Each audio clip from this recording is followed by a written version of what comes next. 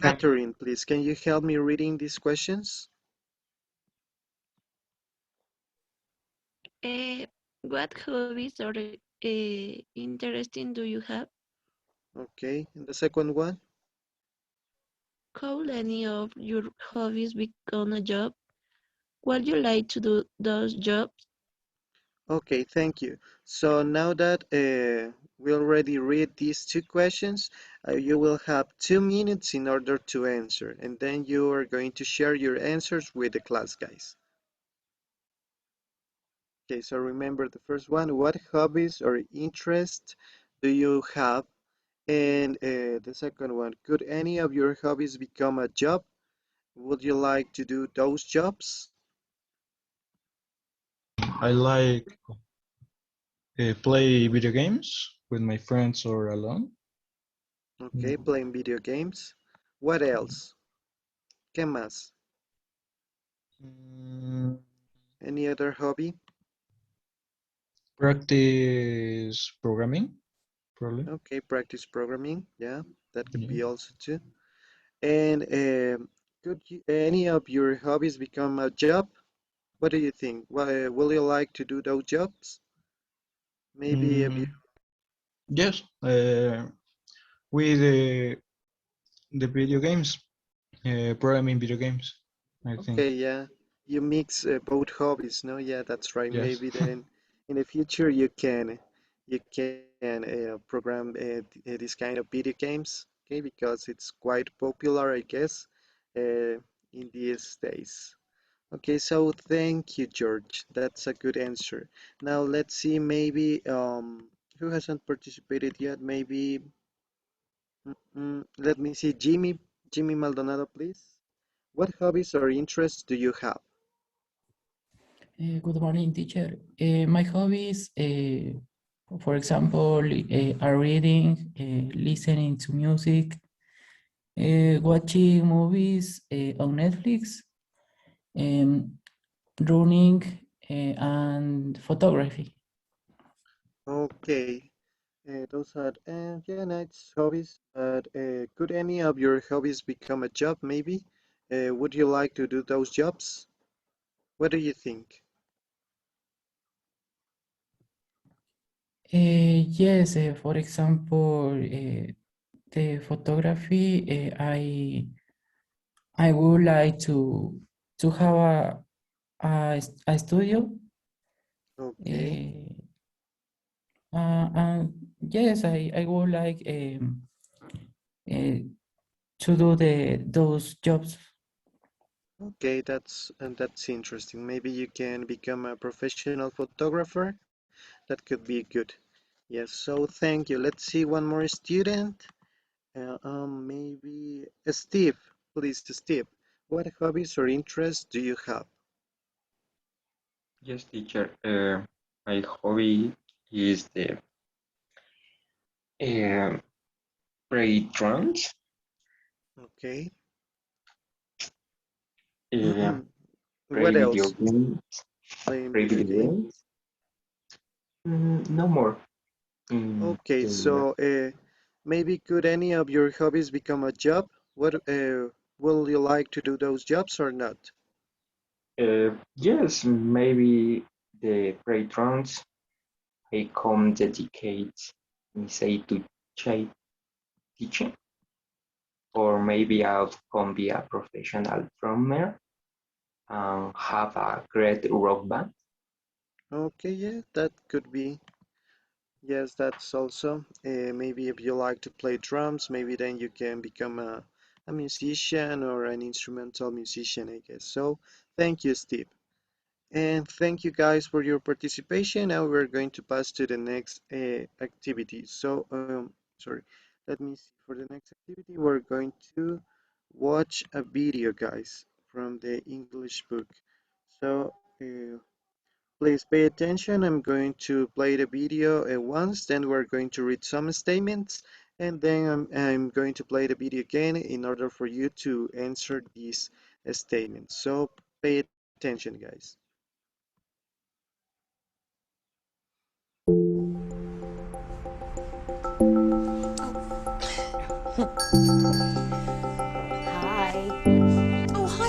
how are you? I'm fine, thanks.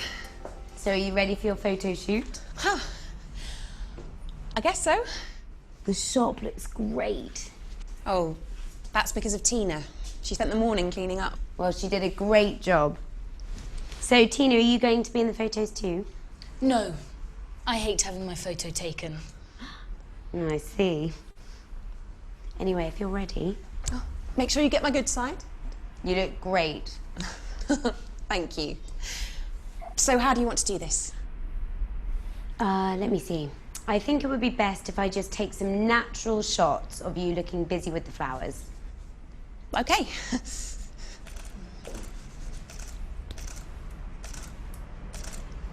That's really good. Oh, should I carry on? Yes, that's great. So why did you become a florist? Well, that's a good question. I've always loved flowers, ever since I was a little girl. So it seemed a natural thing for me to do. I think it's really important that you do something that you enjoy. Fantastic. Yeah, it must be nice to have a job like yours. The freedom you have, and you can be creative, and you're your own boss. You sound like you don't enjoy your job. No, not at the moment. Not for a while, actually. Really? What's wrong with it? Oh, lots of things. For instance, all I seem to do is deal with other people's problems, like issues with their pay or holidays. And I hate being stuck inside an office all day, staring at the clock. Oh dear. I wish I had a job where I could travel the world, spread my wings, be free. Such as? I don't know. That's the problem.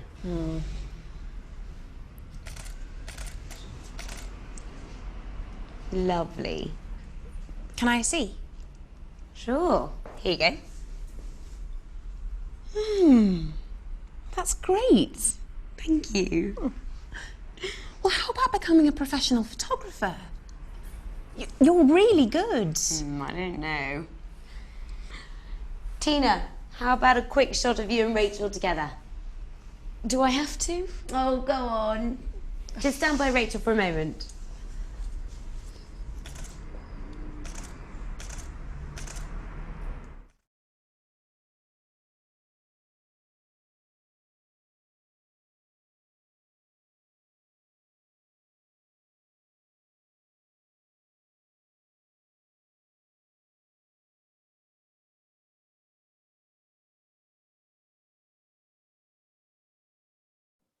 Teacher, su micrófono está apagado. Okay, sorry. Yeah, I turned it up because some dogs were barking outside. So sorry, guys.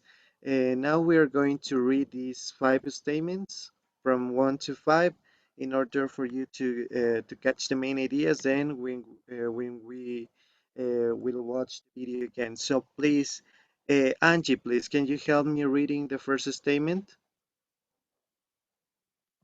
This first one. Tina spent the morning. Okay, thank you. Now let's see, Michelle, please, can you help me with the second one? Just reading, remember. Are you there, Michelle? Tina doing the photos. Okay, thank you. Now let's see the third one, please. Cynthia, can you help me reading the third one? Becky thinks that being a florist is good because you can be your own. Okay, now let's read number 4. Thank you, Cynthia. Now let's see, Jimmy, please help me reading the statement number 4. Becky doesn't like dealing with other people. Okay, thank you. Now let's see number 5. Christian, please help me reading the last one. Rachel suggests that Becky calls Bea. Okay, now we're going to watch the video again, and you have to focus on these 5 sentences in order to fulfill with the missing words. Okay, guys, so let's watch the video again.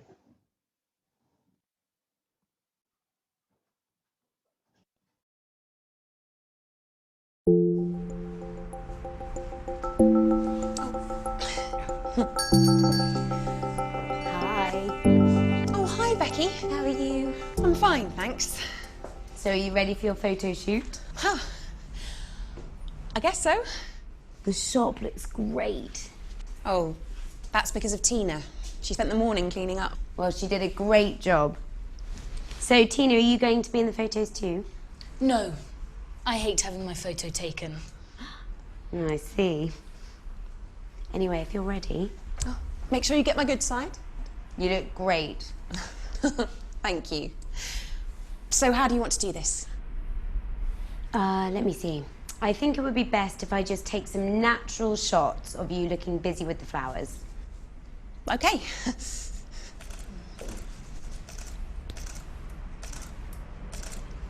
That's really good.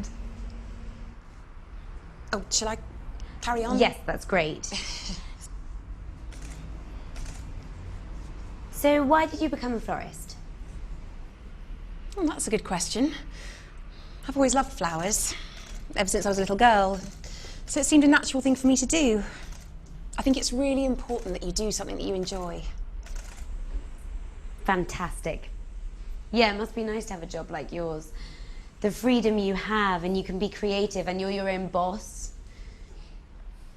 You sound like you don't enjoy your job. No, not at the moment. Not for a while, actually. Really? What's wrong with it? Oh, lots of things. For instance, all I seem to do is deal with other people's problems, like issues with their pay or holidays. And I hate being stuck inside an office all day, staring at the clock. Oh dear. I wish I had a job where I could travel the world, spread my wings, be free. Such as? I don't know. That's the problem.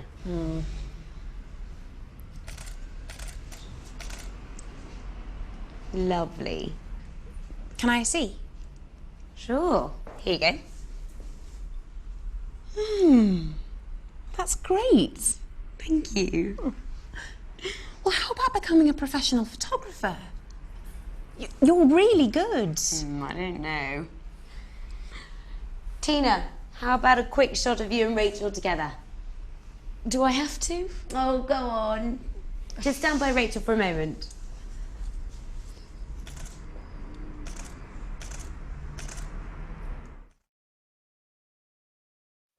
Okay, guys, so now we're going to see maybe if some of you catch the answers from number one. Let's see. Um, um, Jocelyn, please, do you know the answer? Tina spent the morning. Hi, teacher. Creo que le escuché que era clean up. Yes, O that's it. no sé si esté bien. Cleaning up. Yes, that's the correct Clean. answer. So let me write it over here. Cleaning up. Yes. Thank you, Jocelyn. Now let's see number two. Maybe Nicole, please, do you know the answer?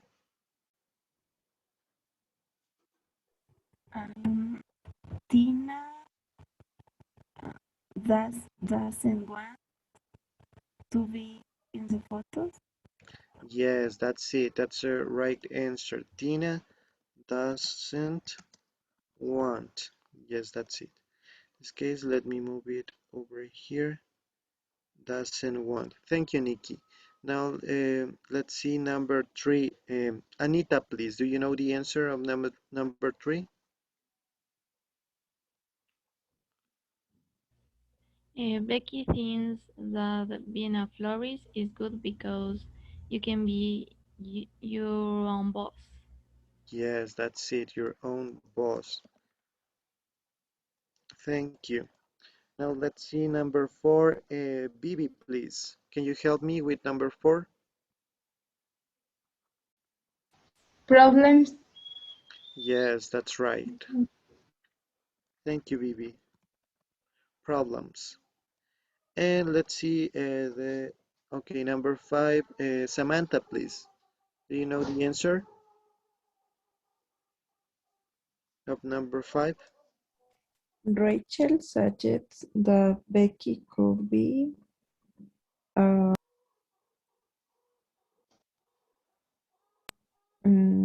de problems de photographer.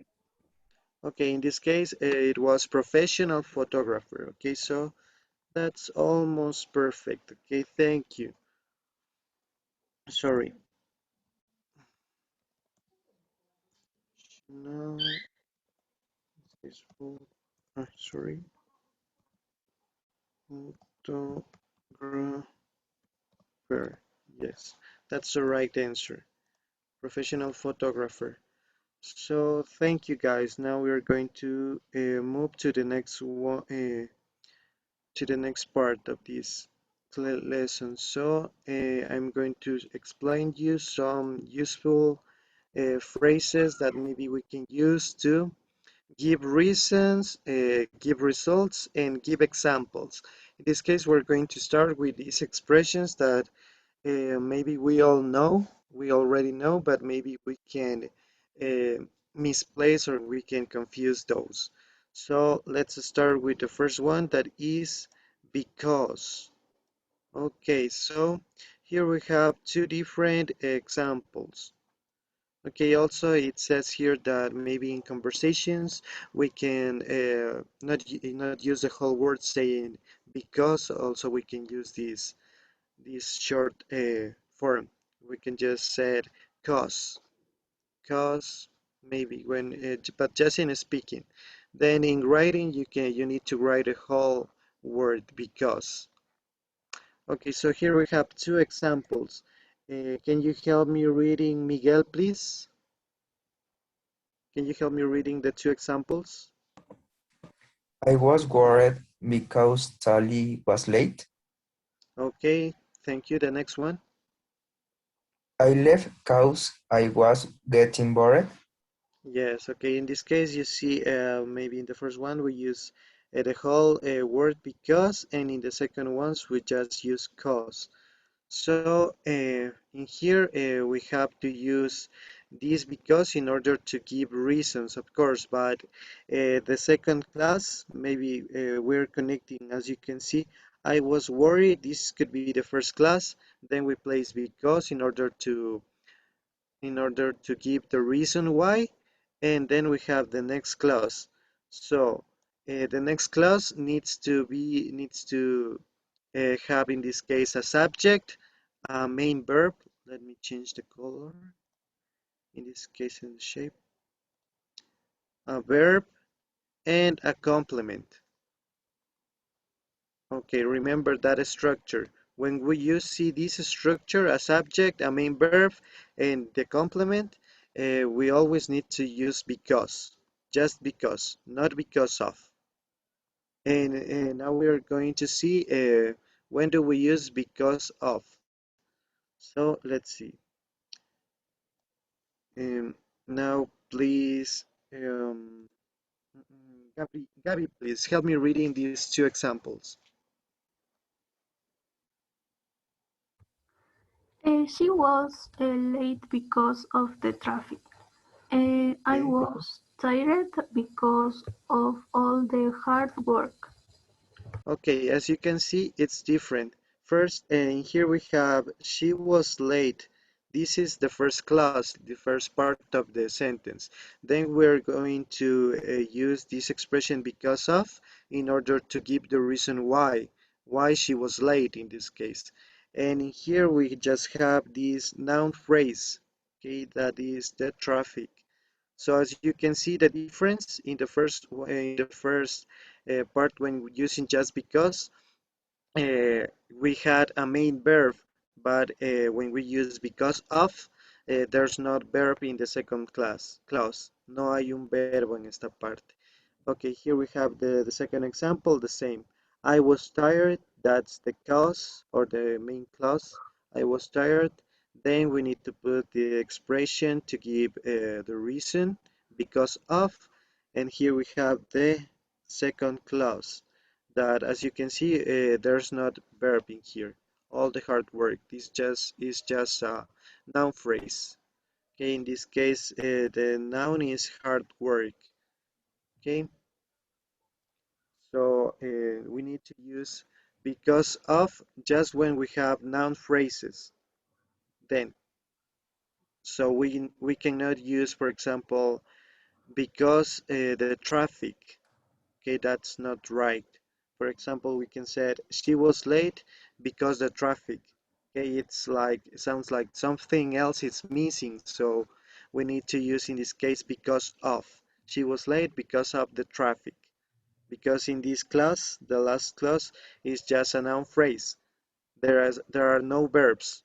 Cada que encontremos una oración que conecte, digamos, tenemos la primera parte de la oración, la causa sería en este caso. She was late, and tenemos que dar la razón. Because of the traffic. Okay, in this case could be, sería al revés. She was late, that's the consequence, okay? She was late, ella llegó tarde, estaba tarde, debido a, because of the traffic, in this case. That's it.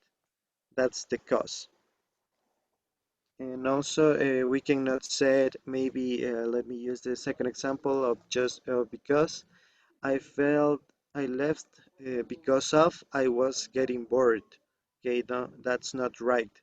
Because in here we have this second class, that in here we have, you know, we have this verb be, and also we have this verb getting. Okay, so we have verbs. So that's the reason why we use because, just because. Okay, guys, so hope this part is clear. And maybe if you have any questions, guys. ¿Alguna pregunta hasta esta parte?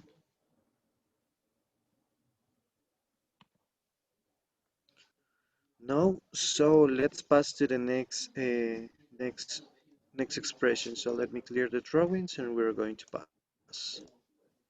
And here we have two more different expressions that are, you know, as and since. So let me change the color. Maybe it could be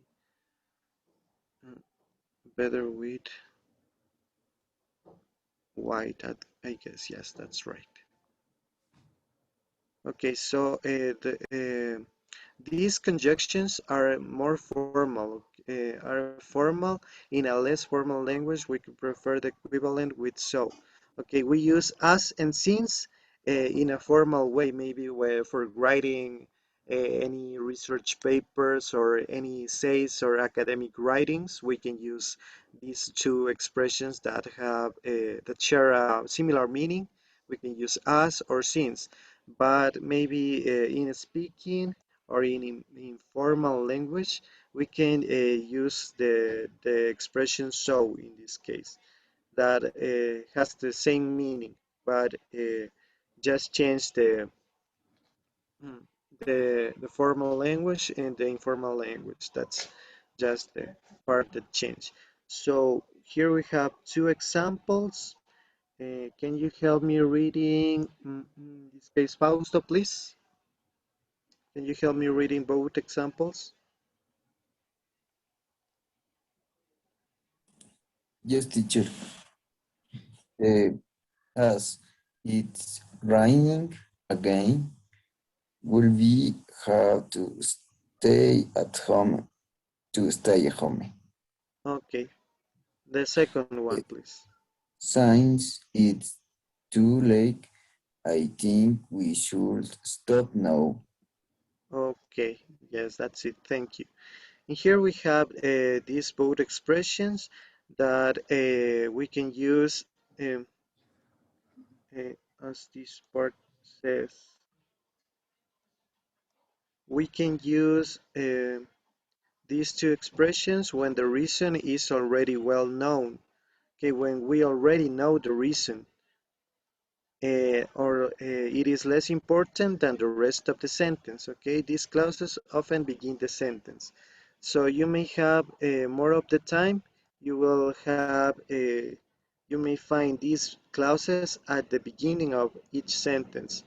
Okay, most of the time, but maybe as you can see in this next example, this final example, also you can find these expressions maybe in the middle of the sentence, but just at the beginning or in the middle. So in this case, please, Christian, please help me reading this example. This one. Since I speak no German, we had to communicate in English. Okay, thank you, Christian. Now let's see, Lisette, please help me reading the next one. This one. Lisette Pineda, please. Yes, teacher. Since it's too late, we should leave for tomorrow. Okay, thank you. And the final one, please. Anita, please help me reading this last one. It's very noisy here, since we live close to a motorway. Okay, thank you. And also, as you can see, these both examples here. Let me select this part. Also, we can replace the expression since or as with so, but in this case, it goes in the middle of the sentence because we are giving reasons. So, as you can see, it was raining again. This is the the cause. Esta es la causa, could be. So, we had to stay at home. That's the consequence. So, we had to stay at home. And also, it was too late, so I think we should stop. Okay, you can use whatever of these expressions like as, since, and so in order to give reasons. Okay, also you can use because and because of. Then we're going to see one more expression to give reasons. In here we have this expression. That's a common expression that we can use. And these expressions we can use in both in two ways. The whole expression that is that's the reason why, and also that's why in a shorter way. Okay, so yes, that's what I told you. So let me. We're going to read these examples. Please, Cynthia, please help me reading this first one. This one. My car broken. That's the reason I can't work. Okay, thank you. In this case, we can replace this expression maybe with because, okay? My car's broken, that's the reason why I came walking. Okay, in this case, so this expression, you know the meaning. That's the reason why, esa es la razón por qué I came walking. In this case, my car's broken, that's the consequence in this case, the cause, la causa, y conectamos con la consecuencia. I came walking in this case. So thank you, Cynthia. Now let's pass to the next one, the next example. Please, Gabby, please help me reading this example. I didn't know she was your sister. That's why I didn't talk to her. Okay, this is the same expression but in a shorter way. We can also say that's the reason why or also that's why. In this case, I didn't know she was your sister. That's why I didn't talk to her. And let's see the final one. Also, we can find this expression at the end of the sentence. So please, Jimmy, please help me reading the last example. You speak very good English.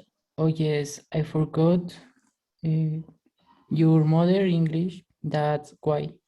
Okay, in this case, we can place this expression, that's why, at the end. Podemos decir, in this case, could be, you speak very good English. Oh yes, I forgot your mother's English. Dice, tú hablas inglés muy bien. Dice, sí, yo olvidé que tu madre, que tu mamá es, bueno, habla inglés o que es de un país donde se habla inglés. Okay, and that's why. Eso lo explica, sería. That's why, that's the reason why. Eso lo explica, podría traducirse en esta. en esta parte. Okay, so we can also use this expression that is the same in the long way, in the normal way, that's the reason why, or also in a shorter way, just that's why, in order to give reasons. Maybe also you can try to change just because some of the most of the time we just use because and because of. Maybe we can try to use these other expressions that to give reasons in this case. So now we're going to let me clear the screen. We're going to see other useful expressions to give results in this case. So as you can see, we have different expressions to give results. So let me select as you have in here as a result, in this case as a consequence. Also we can use therefore, thus, consequently, and hence. There are some other expressions, but we're going to focus on these six. So here we have the first example. Can you help me reading Angie, please? The first one. His wife left him. As a result, he became very depressed. Yes, thank you. In this case, also we have um, here we had it could be this clause, the first clause. His wife left him. As a result, he became very depressed. So it's the same. Here we have the cause. His wife left him. That's the cause, la causa. And then we can use this expression as a result and the consequence. He became very depressed. Okay, thank you, Angie. Now let's see the example number 2. So here we have number 2. Can you help me reading George, please?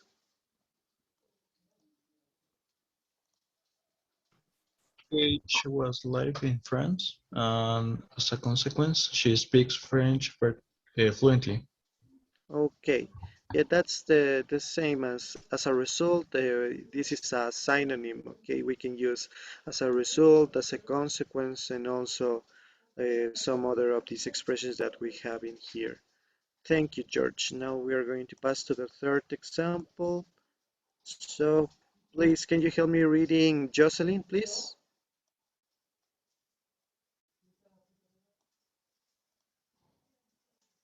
Are you there, Josie? Can you help me reading? Or maybe Nikki, please? We don't have enough money, therefore we cannot afford to buy the new car. Okay. In this case, do you know the meaning of therefore? Tal vez saben el significado, ¿sabes el significado de therefore? What does it mean? Como entonces, Okay, it could be entonces o por lo tanto could be. We don't have enough money, por lo tanto, in this case, therefore, we cannot afford to buy the new car. Thank you, Nikki. Now let's pass to the next one. Steve, please, can you help me reading this example? Without voting, thus it will be impossible for us to make any major change to it. Okay, thank you. This thus is similar to therefore. Okay, this could means así que could that's the meaning. It could be. So in here we have we don't own the building. Así que or thus it will be impossible for us to make any major changes to it. Thank you, Steve. Now we're going to pass to the next one with consequently. Okay, so please, Christian, help me reading this example. There has been a great deal of rain, and consequently, the reservoirs are full. Okay, thank you. The same here. We can use this expression because consequently in order to give any result. Here we have maybe a cause and a consequence. Yes, so we need to use these expressions to connect the both clauses. Okay, so let's read the final one. Let's see. Samantha, please, can you help me reading the last one? La última, teacher. Yes. The customer was displeased with her meal. Hence, her chef, no se ve. Okay, Chef can you see? prepared a replacement. Okay, thank you. In this case, also we can find this expression hence that has a similar meaning to therefore and thus. Okay, this could be por lo tanto also, or así. It could be the similar meaning. Okay, so in this sentence we have the customer was displeased. So let's see, maybe this can be a new word for you guys. So let me see. Do you know the meaning of this word? Some of you guys maybe. Alguien que sepa tal vez el significado de esta palabra. The customer was displeased. What does it mean? ¿Qué significará?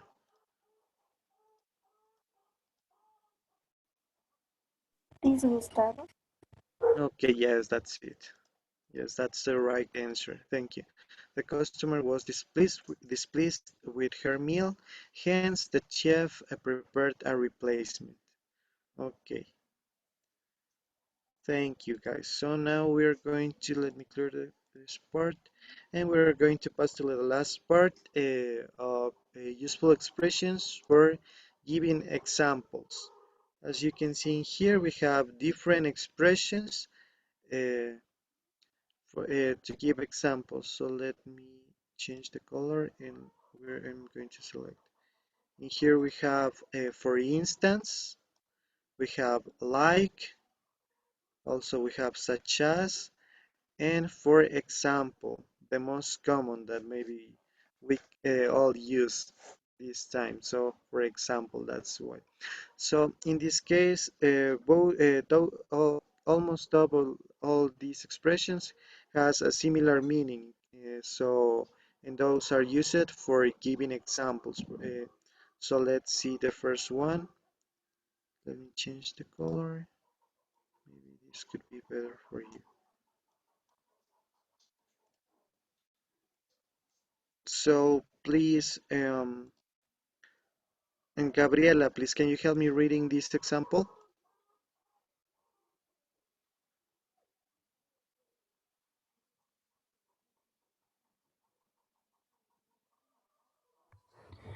Mobile devices are becoming less expensive.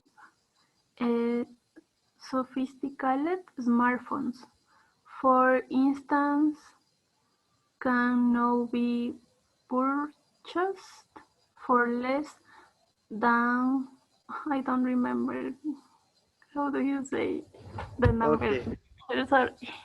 for 100. Yes, yes. Okay, yes, that's it. Thank you, Gabby. Okay, so as you can see here, we have maybe two sentences. The first one that says mobile devices are becoming less expensive. And this is connected with the second one. Sophisticated smartphones, for instance, can be purchased for less than $100 in this case. So this, for instance, means the same as saying, for example. For instance, for example, that shares the same meaning. Also, thank you, Gabby. Now let's see the next one. Here we have this. Teacher, disculpe, ¿le puedo ayudar con la segunda? Yo sé, lo que pasa es que me fui al baño y me había nombrado. Okay, Y ya no yes, le please. pude responder. No worry, please. Ya, entonces, my sister loves eating seafood like shrimps, no sé cómo se pronuncia, This is shrimps. kind of tricky to pronounce. It's shrimps. Ah, Shrimps. shrimps, yeah. And she's seashells. Yes, that's it. Seashells. Thank you, Jocelyn. Okay, in this case, it says my sister loves eating seafood. Okay, like, como. We can use this like also for giving examples. That means como, camarones, and conchas could be in seashells. Okay, thank you, Jocelyn. Now let's see the third one. Maybe who hasn't? Jimmy, please. Can you help me reading this one? Okay, teacher. I love to watch horror movies, such as The Silence and Don't Listen. Okay, in this case also it's similar to say like, como, in this case it could be I love to watch horror movies, me gusta mirar películas de terror, como, in this case we have two names of movies that says the first one The Silence and Don't Listen. Those are examples of horror movies.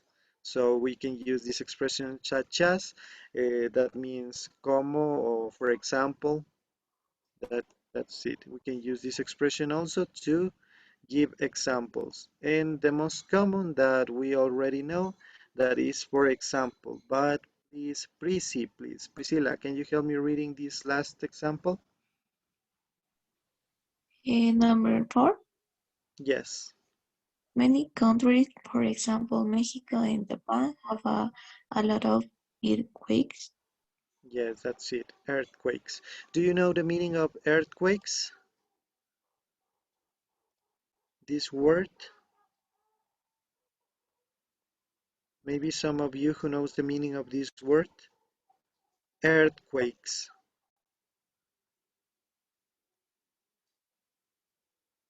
Okay, no one? What? I couldn't hear you, Nikki. Can you repeat me, please?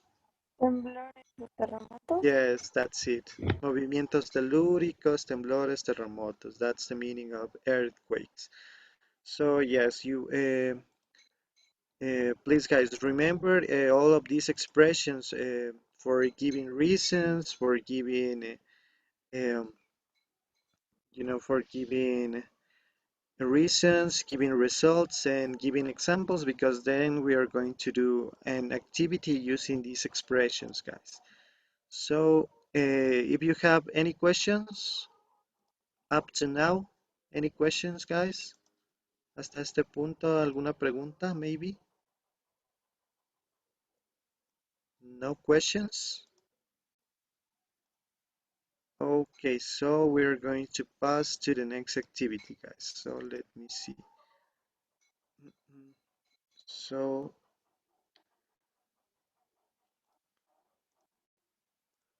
okay, guys, so we're going to pass to the next activity. In this case, we're going to read these statements. Let me here those statements. We're going to read those and try to use these expressions to complete. You have in here, for instance, such as, like, and because of. ¿Qué tipo de expresiones son? What kind of expressions are those? Who can tell me? Who knows the answer? ¿Qué expresiones son? ¿Para qué nos sirven? Maybe Saulo, please, do you know the answer? ¿Para qué nos sirven estas expresiones? For instance, such as, like, and because of. Morning, teacher. Teacher, no podía conectarme en la mañana porque no tenía internet. Acabo de llegar. Okay, no worries. Okay, anyways, I'm going to remind you. So these expressions are used or are useful for giving examples, okay? Sorry, for giving Yes, in this case, we have three for giving examples. For instance, just like, and because of for giving reasons. Okay, so let's read the first one. That's Tina. She spent the morning cleaning up. Who said something? Catherine, maybe? What did you say? Can you repeat? That is because of. Yes, that's because of Tina. She spent the morning cleaning up. Yes, that's the correct answer. So let me write it over here. Because of. Okay, in this case, we don't need to use the capital letter. Okay, thank you. Now let's pass to the next one. Thank you, Kat. Yes, that's it. In giving examples. For instance. Thank you. Let's see, Luis Enriquez, please. Where do we place the next one? Like. Like, give examples. Yes, in giving examples also. Sorry, like. Thank you. Now we have the next one is as a result. Jocelyn, please. Where do we place as a result?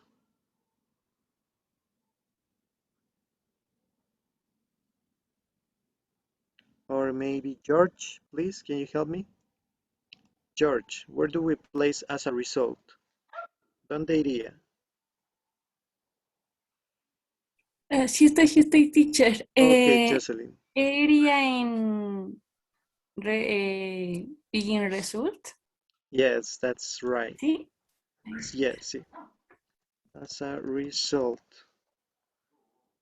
Okay, thank you. Now let's see, we have due to. Okay, these expressions we didn't see, but it has a similar meaning, like to say, in this case, like to say because. This means debido a. So where do we place due to? Maybe Anita, can you help me? Giving a reason. Yes, that's right. Let me write it over here. Due to. So this is another expression we can use in order to give reasons. So thank you, Anita. Now let's see, for example, where do we place this expression? For example, Christian, please, can you help me? ¿Dónde iría, for example? Giving examples. Yes, that's right. For example, yes. Then we have the next one that is since. Remember, where do we place since?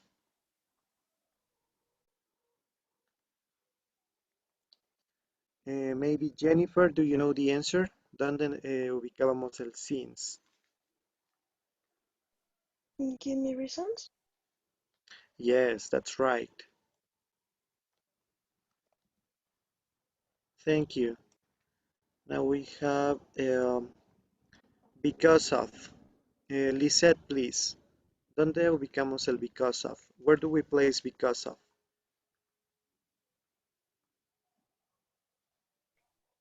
Giving reason, teacher? Reason. Yes, that's right. Giving reasons because of.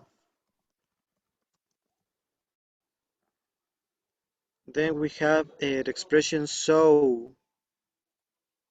Where do we place so?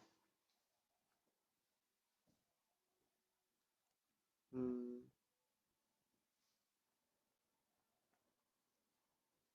okay. Who said something? Okay, Lisette, also you said yes, in giving results. Yes, that's right. There we place so. Sorry, so. And the final one we have such as. Where do we place such as? Giving examples, teacher? Yes, that's right. In giving examples also we can place such as. Yes, guys. So I think this part it's clear, guys. So let me clear this over here, and we're going to pass to the next one. Here, as you can see, we have this conversation in which we're going to read it first, and then we're going to see to pick up the correct word or to circle the correct word. In here, for example, the first one we have. So, do you still want to be a vet? Sure, that's my dream. I've always wanted to work with animals. Here we have two options.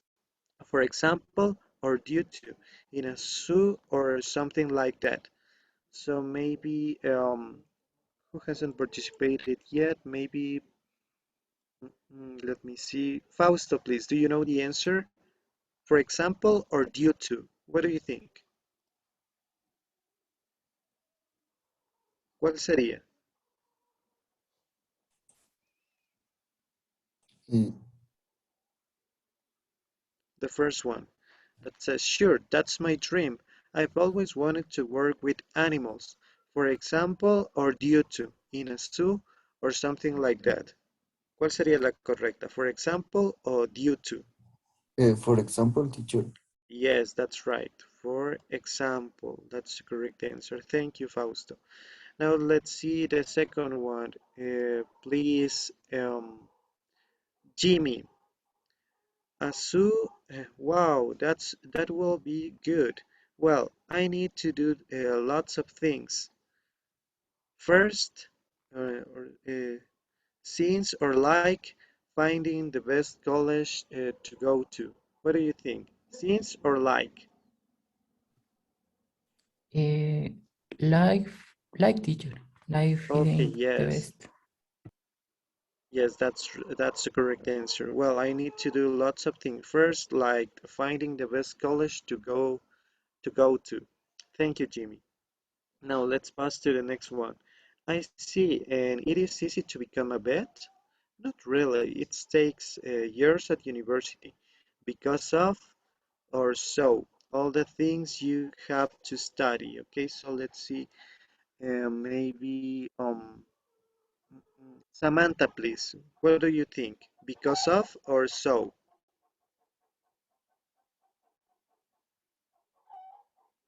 Which expression is the correct one in this part? Not really. It takes years at university because of or so all the things you have to study. Are you there, Sammy? No? Okay, so maybe Bibi, please, can you help me?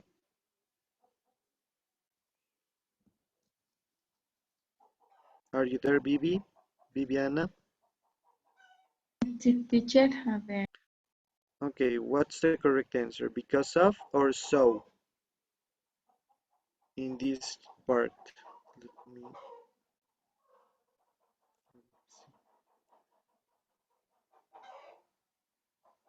in this part. What do you think is the correct answer? Because We of have teacher. yes, that's good. That's right. Because of. Thank you. Now let's see the next part. Okay, this part. Okay, from here to here. This part. It says, but that's okay. I really want to do it. We have so or for example. I'm pretty sure I won't find it too difficult. Maybe Miguel, please, can you help me with number 4? So or for example, what do you think? So, teacher. Yes, that's the correct answer. So, thank you.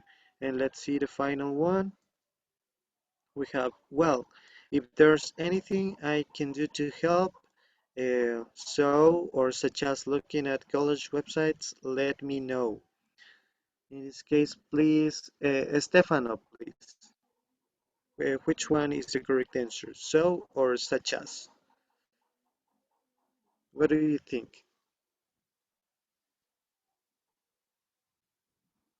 Stefano, are you there? I'm not sure. Okay, let's see. In this case, well, If there's anything I can do to help, dice, bien. Si hay algo, cualquier cosa en lo que puedo hacer para ayudar, so or such as, como, such as so or such as looking at the college websites, let me know. Such ¿Cuál as. crees que sería? Yes, that's it. In this case, it's like, como decir, como, in this case, looking at the college websites, let me know. It's like to say, to give an example. So that's the correct answer. We need to, that's such as in here. So thank you guys. Now we're going to pass to the next activity. We're going to, let me see here. Okay, I'm going to share the screen for you to practice in a kind of game. Okay guys, so here we're going to do a practice just by choosing the correct answer, guys. So Anita, please help me in this part. What do you think is the correct answer? Because of or because? Because. Okay, she spoke quietly because she didn't want Catherine to hear. Yes, that's right. That's the correct answer. Let's check. Yes, thank you. Now in here we have another expressions to give opinion and another one to give result as a result of. And maybe Steve, please, which one is the correct in here? In my Steve. opinion, Yes, that's right. In my opinion, this is the best website for learning spoken English. Let's check. Yes, that's right. Thank you. Now we're going to pass to the next one. Please, Juliet, are you there? Can you help me with this one? As a result of. Yes, that's right. As a result of the bad weather, we can go to the party. We cannot go to the party. Yes, that's right. Thank you, Juliet. Now let's see. Fausto, please. What do you think is the right answer? Paul moved to Paris as or because of? Because. Yes, that's right. Because of. Thank you, Fausto. Now in here we have these two, in my view or because of. So Catherine, please, which one is the correct answer? In my view. Yes, that's right. In my view, this is the most beautiful island on earth. And here we have another one. Let me see. Christian, please. Which one is the correct to place in here? In my view or as? Paul had a terrible accident. As he was Yes. driving. Yes, that's the right answer. As he was driving fast. Thank you, Christian. Now we're going to pass to the next one. Let's see. Jennifer, please. Which one is the correct answer in here?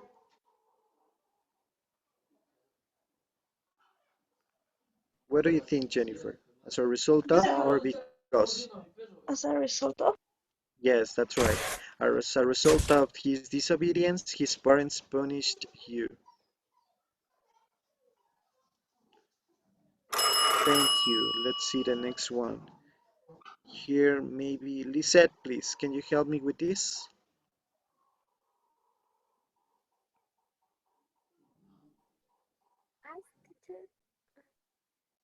Okay, Leila left early as she was tired. Yes, that's right. Then we have this one. Priscilla, please. Can you help me with this one? Are you there, Prissy? Because. Are you sure? Because of we got lost? Or it seems to me that? Which one? It seems. Yes, that's right. It seems to me that we got lost.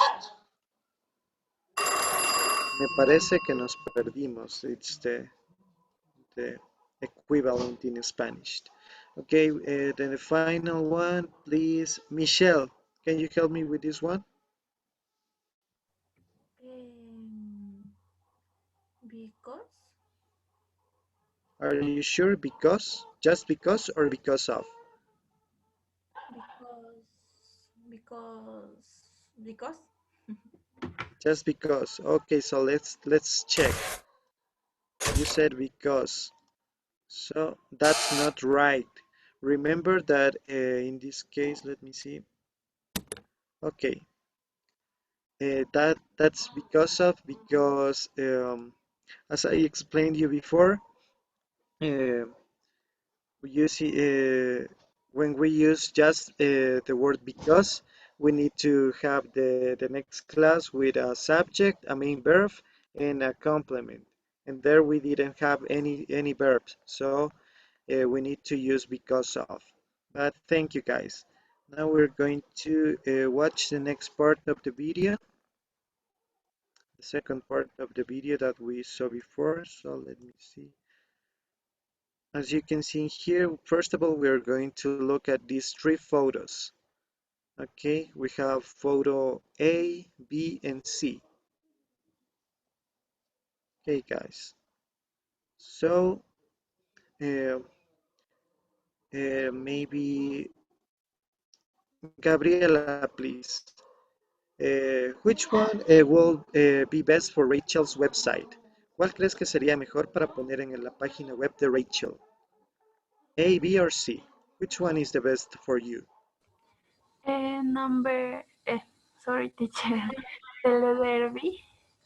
Okay, yes, it could So, be letter B. Rachel is happy. Okay, okay, Rachel is smiling. She looks happy. Okay, that could be. Okay, then we're going to watch the video of the second part of the video, guys. So please pay attention. So look at this. There are loads of photography courses you can do. Photojournalism, for example, or portrait photography. Thanks. That's great. But we're meant to be choosing which photos you want for your website. Okay. But I just think it's something that you should consider. Well, maybe. Let's look at the photos for now.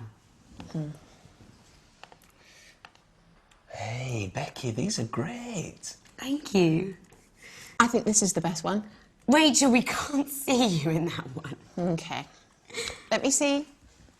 I think this one. Okay, guys, so now we're going to answer these both questions in here. What is Rachel looking at on the computer? And do they choose a photo for Rachel's website in the end? Okay, so please, Angie, can you help me with the first one? What is Rachel looking at on the computer? Angie, are you there?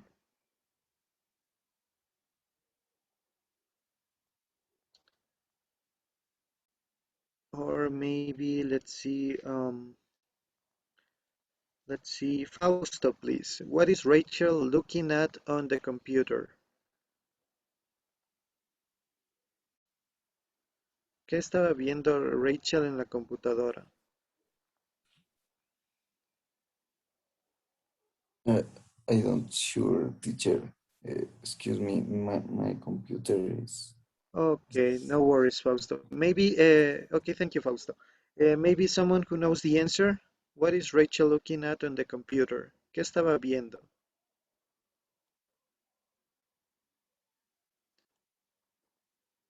Okay, so I'm going to play the...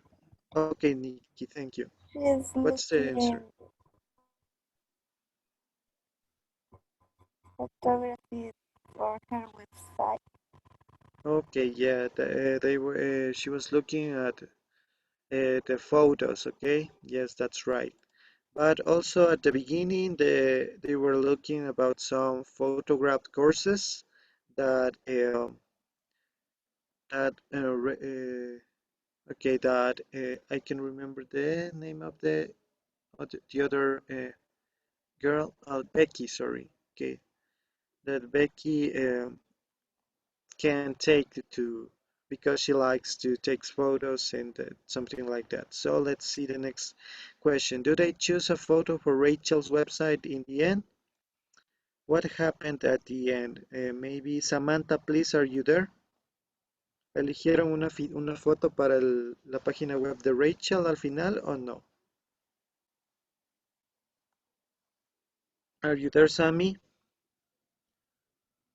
Or... Teacher, yo no vi el video porque mi internet está mal, porque estoy con Inter de CNT y se va cada 10 minutos. Okay, yes, it happens. Okay, no worries, Sammy. Maybe some of you who knows the answer? Someone, please? Okay. Yes, that's right. So at the end, which photo they choose? Which one? A, B, or C? Letter B.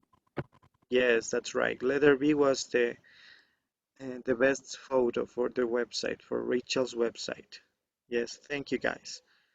So now we're going to listen this part.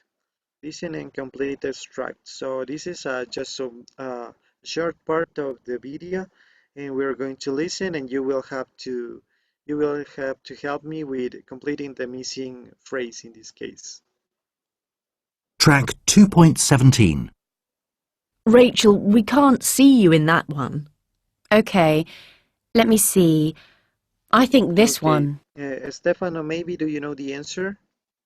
Which expression can we do we place in here? Or let's listen again.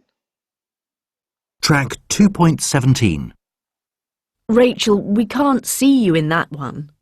Okay, let me see. I think this one. So, Stefano, do you know the answer?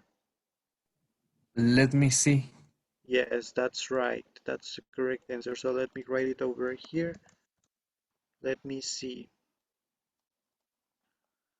Okay, we can use this expression in order when maybe we need time to think, or maybe we need a minute, a moment to think, or to in order to fix or to do something else. Okay, thank you, Stefano. So let's pass to the next part. Okay, in here we have some other expressions, just as you can read in here, just, let, sure, well, and that's. So we're going to read these statements from 1 to 5, and we're going to see which of these expressions is the most appropriate to write it in the blank spaces. So let's read the first one. When did you meet Frankie? Okay, which one do we place in here? Maybe, Michelle, do you know the answer? Which one of these words can be the correct answer of these words?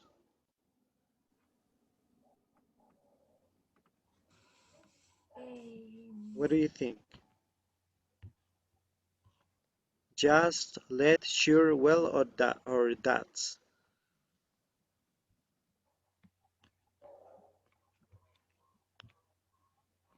What do you think? Remember, in the previous activity, we write one expression that has me see. Which word is missing here? Remember, we already had seen this expression. So which word do we place in here? Yes, let. That's right. That's the correct answer. So let me write it over here.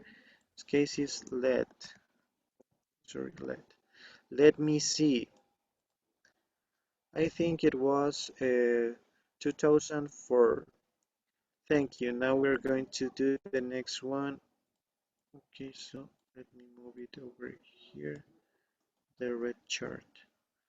Okay, this thermometer says it's 21 grades in here. I'm not. I think that's wrong. I'm not. Which one is the correct here? Maybe Angie, do you know the answer? Angie? I'm not sure. I think that's Yes, one. that's right. So let me see. We already had let and sure. Let me write over here. Sure. I'm not sure. I think that's wrong. Yes, thank you. Now let's pass to the next one, the third one. Okay. How old were you when you decided to work with animals? So maybe Miguel, do you know the answer? Which one of these words do we place in here? That's a Okay, good question. yes. That's the right answer. Thank you. That's a good question. So let me move it over here. Be better. That's a good question. I was about 15, I think. Okay. Now let me see the next one. I can move it. Okay, here we have. Please, Gabby, please, can you help me with the example number 4? What time does the restaurant open?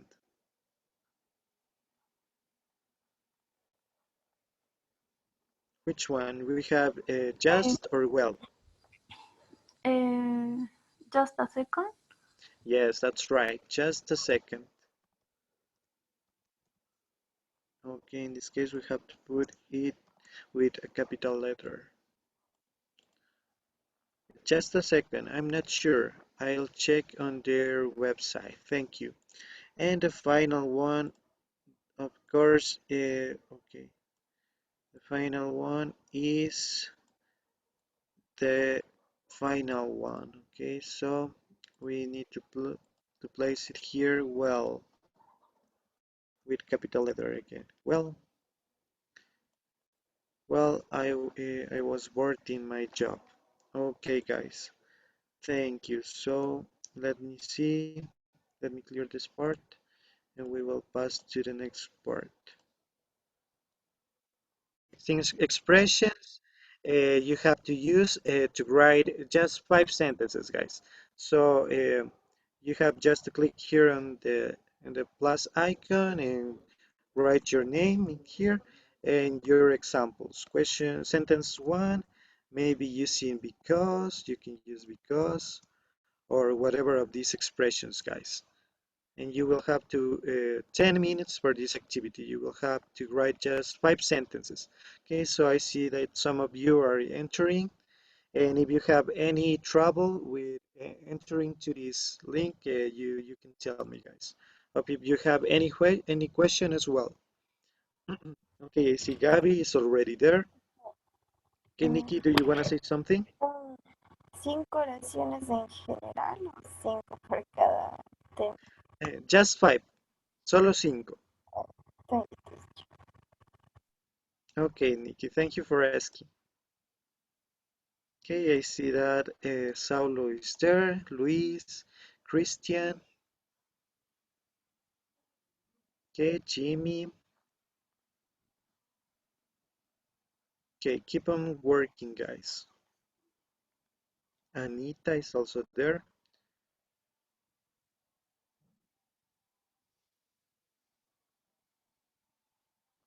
Fausto, Steve. Teacher, ¿a dónde mandó el link? ¿Aquí al chat? Yes. No me sale. ¿Puede enviar otra vez? Okay, I'm going to send it again and also to the WhatsApp group. Let me send it here. Okay, there's the link, and also I'm going to send it to the WhatsApp group. There you have the link, guys.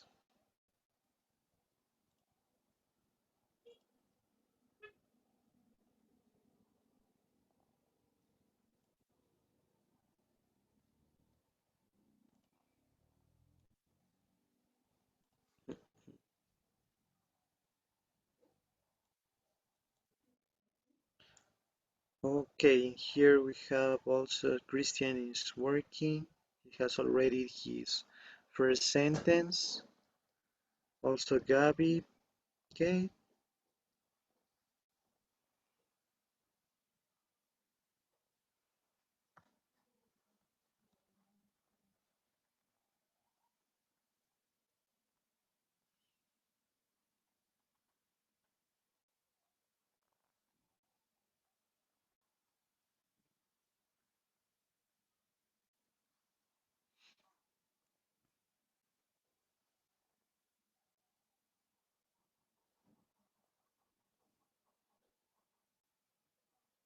Okay, guys, and if you have any question, please let me know.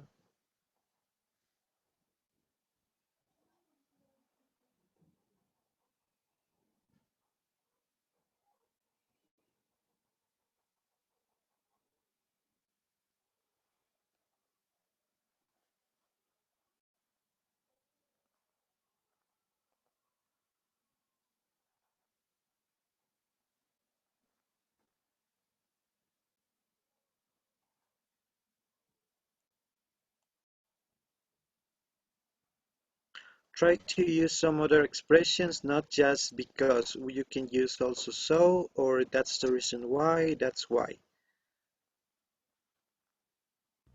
Yes, teacher, thank you. Okay. No se olviden que primero se describe la característica y después el sujeto o lo que sea que estemos describiendo. Okay, maybe. Okay, I'll guess Anita is just the one who finished. But some of you already are writing the first sentence, I guess. Yes, Christian also has his fourth sentence, as I saw. Yes.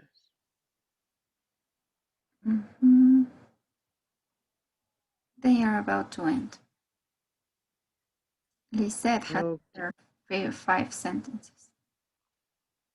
Okay, so please, Liz, can you help us reading your examples, please?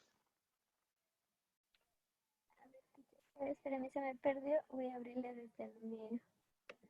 A ver. Because of his sneeze, he could get out of bed for a week. La segunda, I have worked for my uncle since June. I travel a lot. For instance, I just went to Hawaii last week. I play the guitar because I enjoy it very much. I like to run every morning with my pet.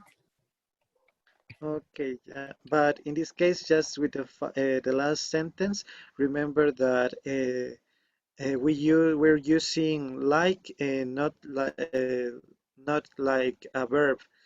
In this case, remember that like is an expression for giving examples. Okay, maybe you can try to change that sentence, please, because you're using like como el verbo gustar. I like to run. Podrías ponerle como para dar ejemplos. Va a tener el mismo significado de por ejemplo. Así que puedes utilizar el like cuando vayas a dar un ejemplo. Yes, as the example of Anita, the second one that says, I want to travel to other countries like South Korea, England, and Brazil. Okay. Christian is about to finish. Jimmy also. Okay, I see Miguel already finished. Please, Miguel, can you help us reading your examples?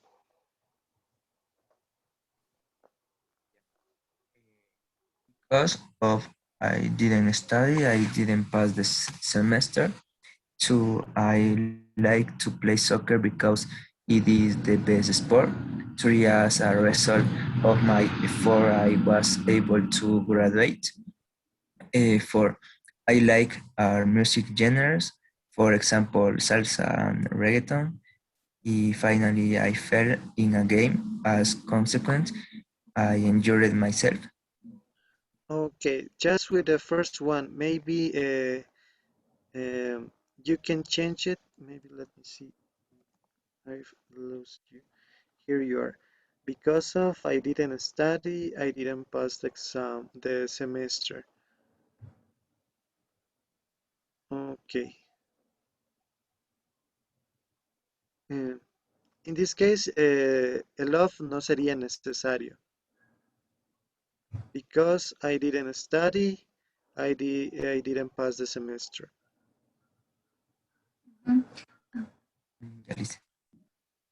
Sí, nos recuerden que recuerden que el because, solo because se utilizaba cuando ustedes sí tienen sujeto, verbo y complemento en la siguiente oración o en la siguiente parte de lo que ustedes estén diciendo. Ahí utilizamos solo because. Y abajo justo Miguelito que dices I fell in a game, en la última, me imagino que te refieres a un juego de fútbol o algo así, ¿no? Me caí en un juego. Sí, me faltó poner el deporte. O sea, podrías decir en ese caso in a match. Match, que es un partido. Ahí ya nosotros sabemos o entendemos que es un partido de algún tipo de deporte. Ya teacher, le coloco. Ajá. Thank you. And as a consequence, I injured myself. Okay, guys, so I see that most of you already finished. So this was just a practice for you to use these expressions that we learned in the classroom, Sorry, so that's the lesson for today. That was my lesson. I hope you like it, guys, and hope you learn some of these expressions, guys. So thank you for your participation, and that's it. Thank you, Teacher Diego. So guys, I hope you have enjoyed Teacher Diego class, because now we're starting the next part, which is the last lesson of your book. I mean, lesson 5D. So today we're covering, or we're ending with the whole book content. I'm going to share with you, as you were making a short practice of pronunciation, here you're going to see, guys, well, we have a tongue twister. So I'm going to see how good are you with or practicing these. These are very useful, especially for kids when they are starting to pronounce or to talk a little bit quickly. So guys, we're going to start with a very basic level, which is like this one. I have 5 tongue twisters, so I'm going to listen to some of you pronouncing or reading each tongue twister. Remember that the faster you try to speak these tongue twisters, the faster your tongue is going to be a little bit more fluent or smooth. Se va a aflojar un poco la lengua cada vez que ustedes practiquen estos tongue twisters, okay? So we have the first one, a big black bag, beat a big black bird, made a big black bird bleed blood. So we're going to see who's going to help me reading this one as well. Let's see how good are you with the basic level. Let's listen to Steve. Can you help me reading this tongue twister first? Yes, teacher. A big black book read. A big black bear made the big black bear brave up. Bleed blood. Sangrar, sangre, no, valga la redundancia. Bleed blood. So we have different tongue twisters, and according to the group of words this twister uses, it's the sounds that you're going to practice, okay? So it wasn't difficult at all, right? It's not so difficult. Here we have another one, which is like the basic level or the easy level. We have, if 2 witches were watching 2 watches, which witch would watch which watch? So we're going to listen to Now, let's see who's going to help me with the next one. Is there anyone who is prepared to do it? Christian, could you help me reading this one? Okay, teacher. If two wits were watching two watches, which would watch?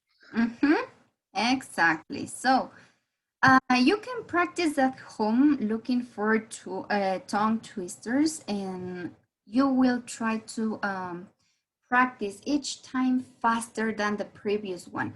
That will help your tongue to try to speak a little bit better, right? Or to make the sounds listen better. Here we have a little advanced tongue twister. We have Peter Piper. So, Peter Piper, I'm going to read it once and then I'm going to ask someone else to help me as well. Okay, so here we have Peter Piper pick a peck of pickled peppers. A peck of pickled peppers Peter Piper picked. If Peter Piper picked a peck of pickled peppers, where are the pickled peppers Peter Piper picked? So we are, as you could hear, making a little bit of a review of the sound of P that you already made with your teacher Diego. So now this is a little bit more tricky. Can you help me pronouncing this one, please? Let me see. Who's going to help me with this one?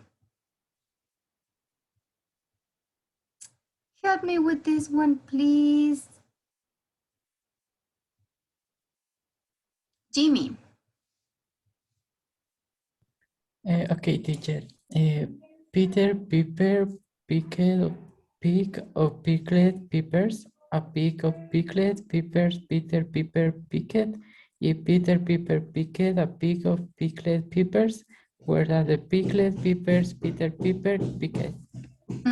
Exactly. Yes, that's right. And we have the last one. I'm going to hear the last one from a lady this time. So I'm going to ask to, let me see.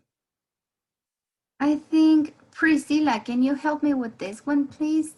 Betty Butter bought some butter, but she said the butter bitter. If I put it in my butter, it will make my butter bitter, but a bit of butter, better butter, that would make my butter better.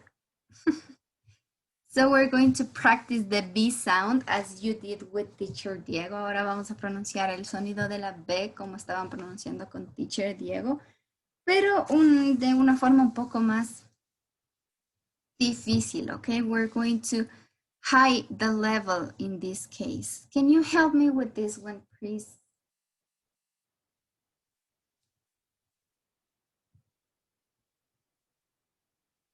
Are you there, Priscilla? Sí. Yeah. Betty butter bought some butter, but she said the butter bitter. If they put it in butter, yeah, it will make my butter bitter, but a bit of better butter, that will make my butter better. Exactly. So try to start speaking this one a little bit faster at home so you can practice. And the sounds and the difference between each word, it's going to be. So this is a good exercise, pronunciation exercise you can practice at home. And by the way, you can learn something fun in a different language. Okay, guys, as I was telling you before, we're starting with the last unit of your book. So today we're going to talk a little bit. We continue with this topic of environment and save the planet and things like that. But today, I want to ask you, how much do you know about whales? What do you know? Where do they live? Do you know something interesting about whales? Let's see, Bibi, do you know something? or how much do you know about whales?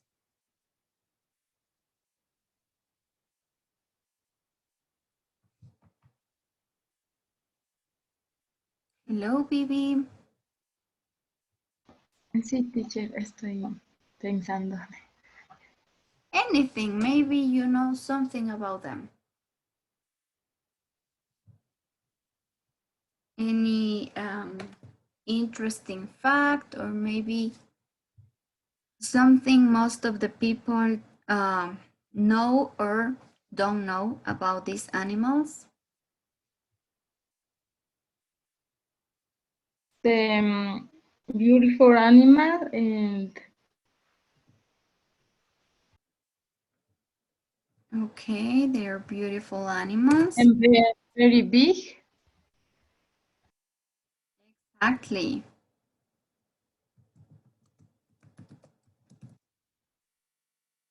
What can we say instead of very big? Can you remember an extreme adjective? Enormous. Exactly, they are enormous. We can use that. Or we can also use huge, right? We can also use huge to refer that this animal is incredibly big, right? So we have enormous, or we can also use huge. Excellent. So this is a good fact about whales. Does anybody know something else about these animals?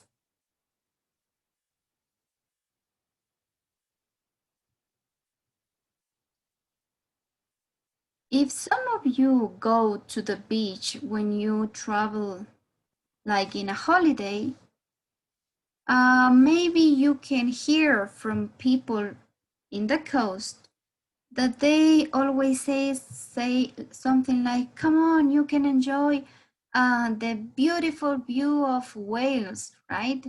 So here in Ecuador, we have a lot of these trips where you can actually watch the whales, right? Especially, I think, in Manta and in some other places, we have a specific time in the year that you can watch the whales, right? Have you ever seen a whale?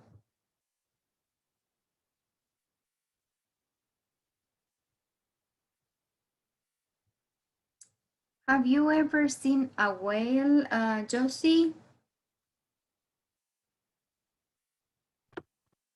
Me, teacher. No? Okay. So, let's see, I'm going to ask you to help me reading some of these sentences we have right here.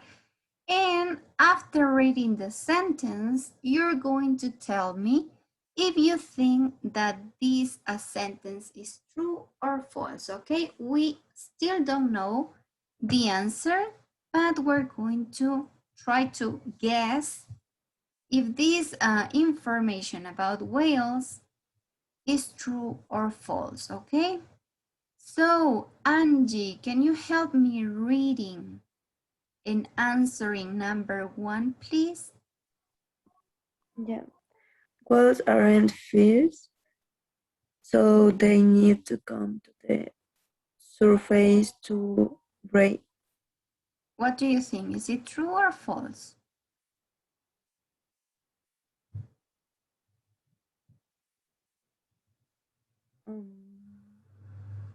Can you repeat that, please?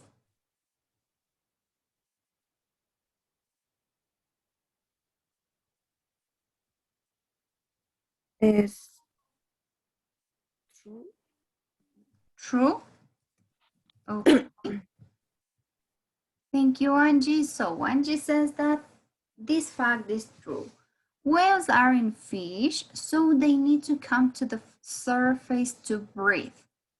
Okay, let's move to the next one then.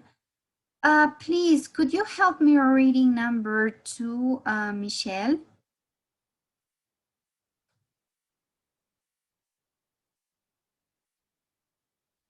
Yes.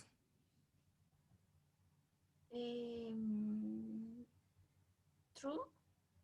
Can you read first? ¿Cuáles have teeth? Mm-hmm. You said true, right? Okay, thank you, Michelle. All whales have teeth. Todas las ballenas tienen dientes. Okay, your classmate Michelle says it's true. Let's see what happens with number 3. A female whales. Let's see, can you help me reading this one, please, Jenny?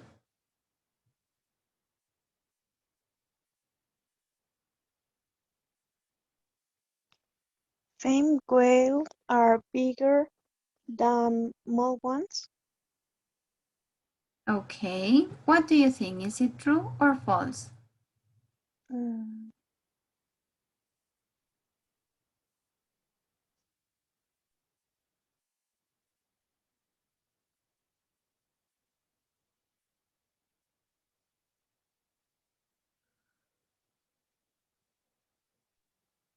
True. Okay, let's see. Thank you. Jenny is saying that maybe female whales are bigger than male ones.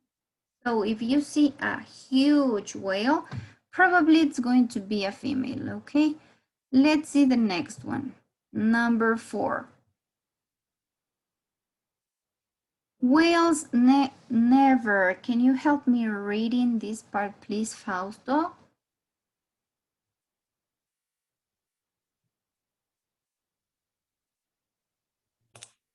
Yes, teacher.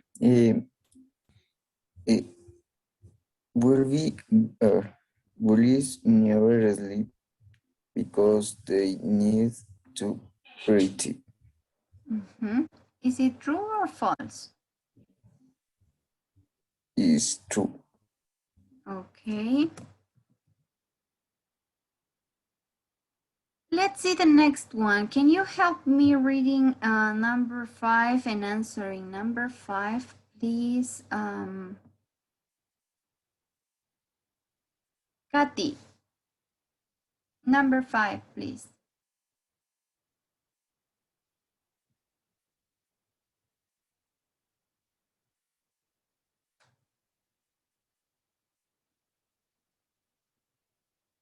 Kathy, are you there? Number 5. If not, help me with number 5, please, George. Whales breathe.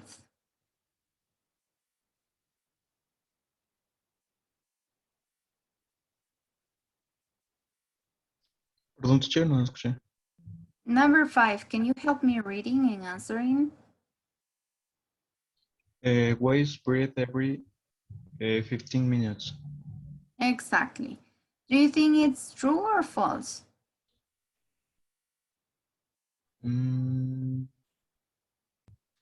False. Okay, let's say it's false. Let's continue with the next. Can you help me with the next one, please, Nikki? Can you read number 6?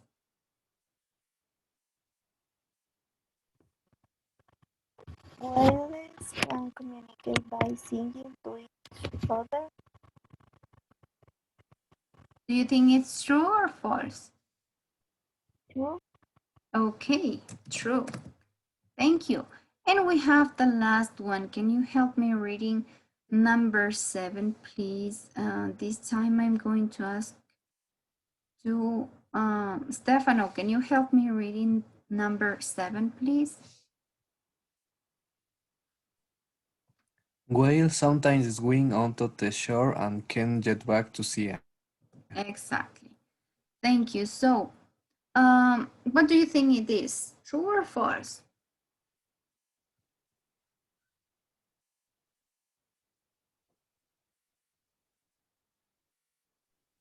True.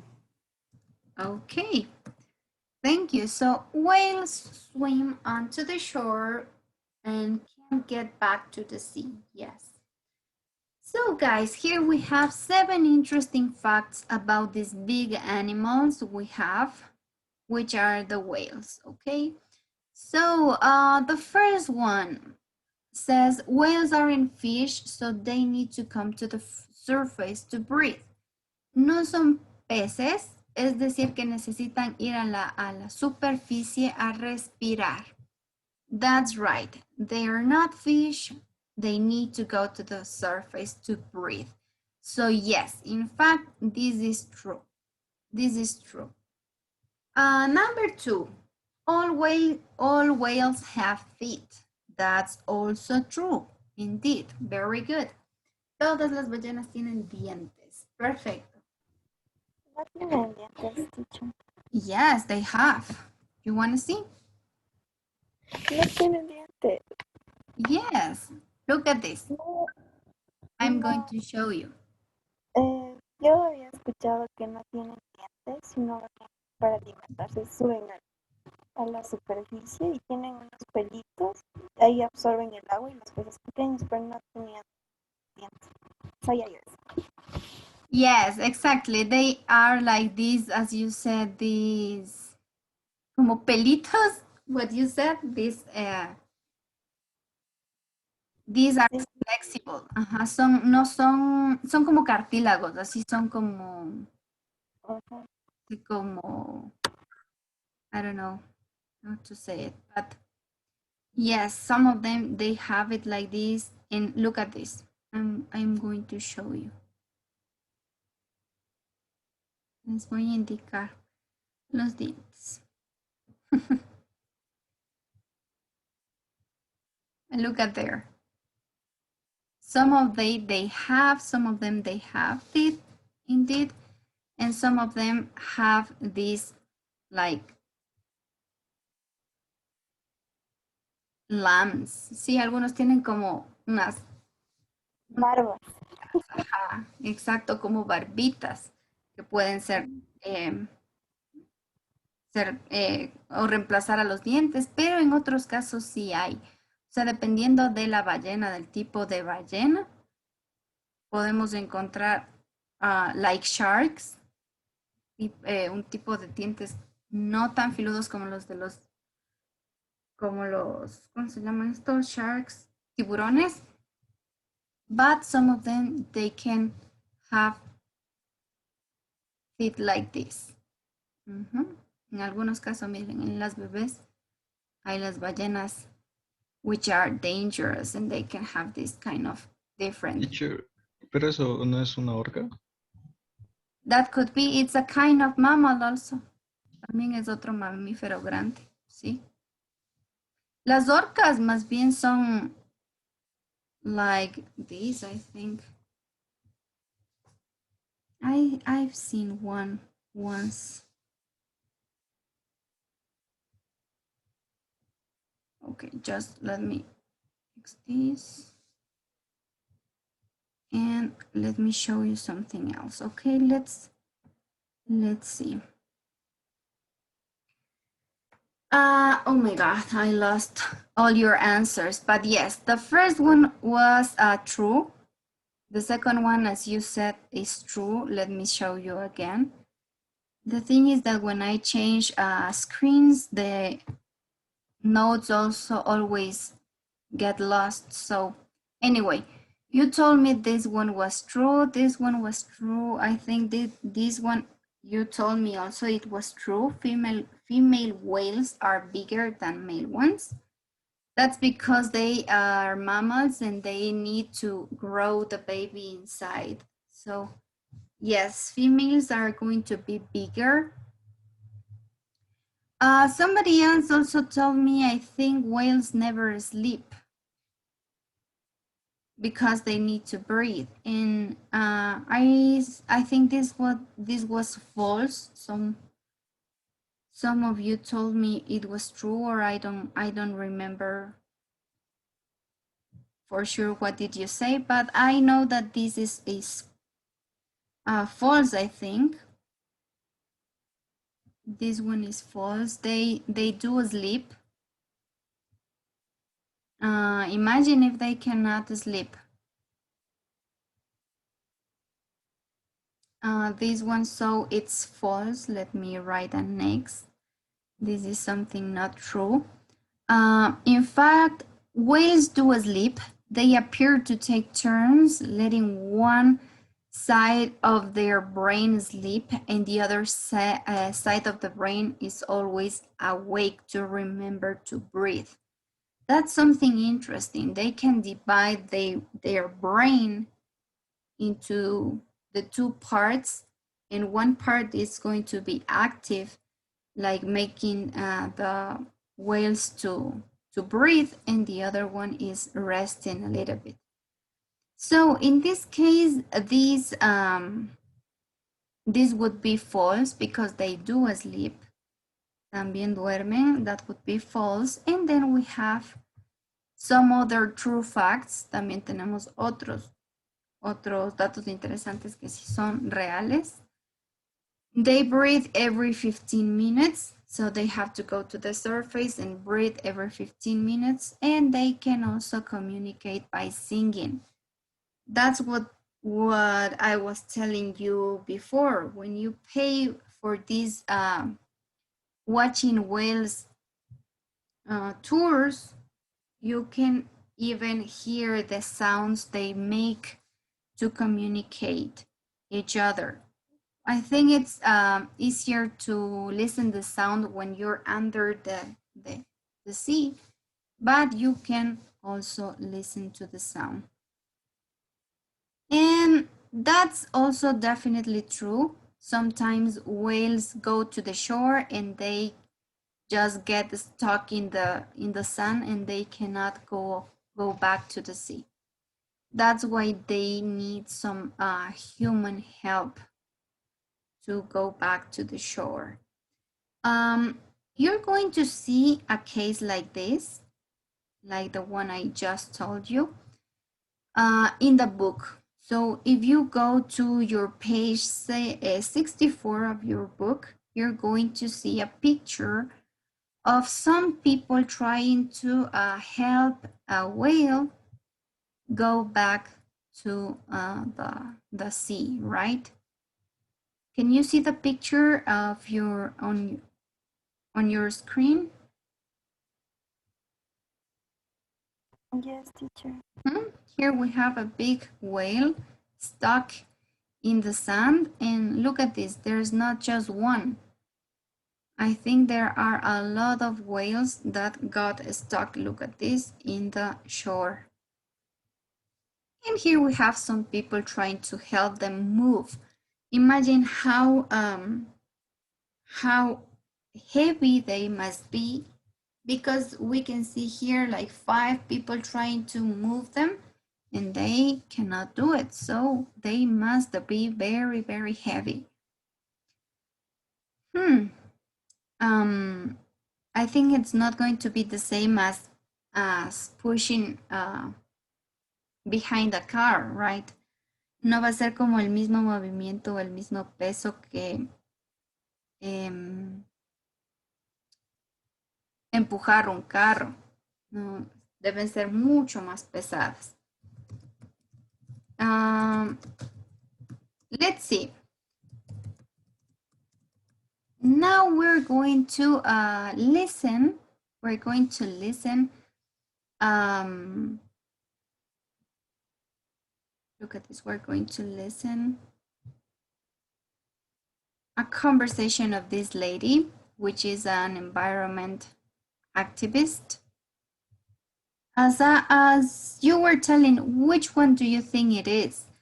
George, do you think these are whales or orcs? ¿Cómo se ven estas? ¿Se ven más como ballenas o como orcas? ¿Cuál es la diferencia? What do you think they are?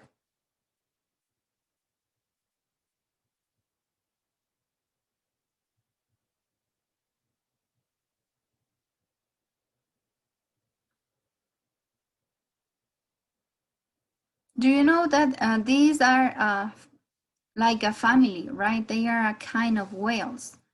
So orcs are kind of whales, but they are not so big as whales. Sí, las orcas igual son ballenas, pero no tan grandes como, for example, the blue whale. Sí, la ballena azul que es enorme. But both are in the same family. So we're going to listen to this lady, Liz Kerr, who is a journalist. Sí, vamos a escuchar a una periodista, en este caso una periodista ambientalista, who's helping these people to go back to help whales go back to the shore. So once we listen to the record, I'm going to ask you guys to help me completing these 3 questions. Be very careful because this is going to be something similar to the listenings you can have in your proficiency test. Okay, so don't get so or completely sure until you listen the whole audio because you can get confused and you can have the wrong answer. Okay, pay attention and we're going to answer these 3 questions. Vamos a tratar de responder estas 3 preguntas. How many whales is Liz looking after?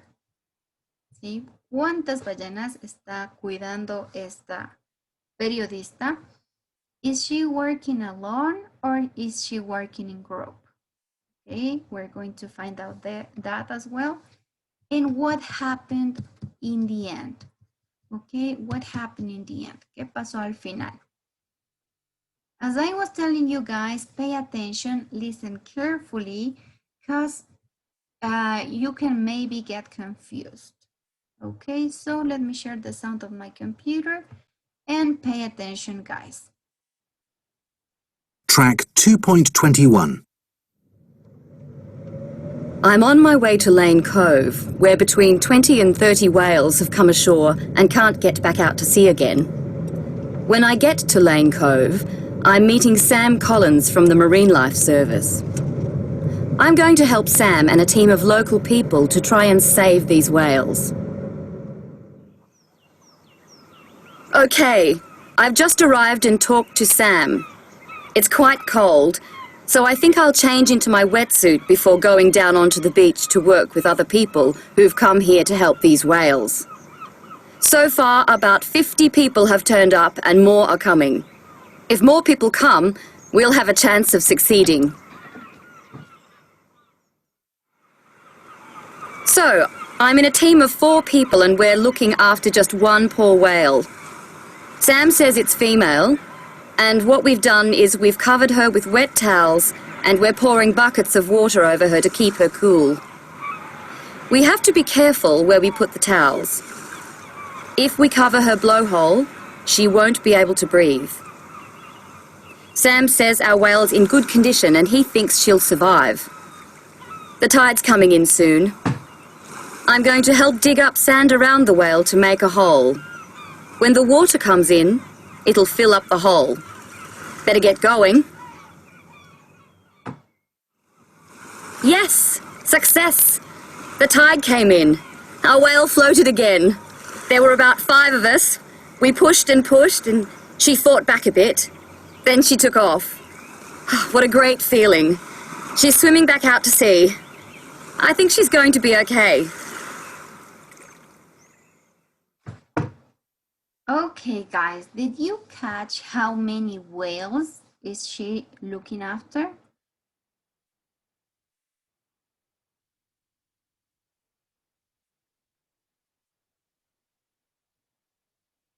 Did you get the number?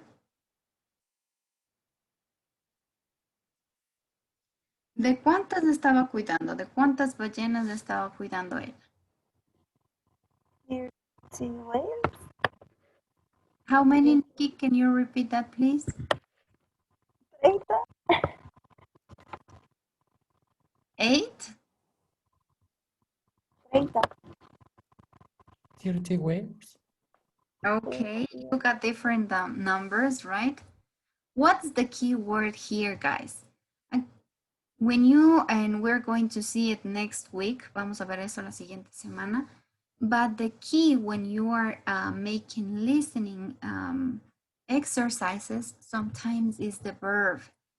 Sí, a veces la clave cuando ustedes están haciendo listening es el verbo. En este caso estamos hablando de looking after, es decir, cuidar o ver, ¿no? En este caso, how many whales is she looking after? ¿Cuántas ballenas, de cuántas ballenas ella está cuidando? Cuando ustedes ven preguntas como esta, que empiezan con how many, lo primero que se les viene a la mente muchas veces es cuántos.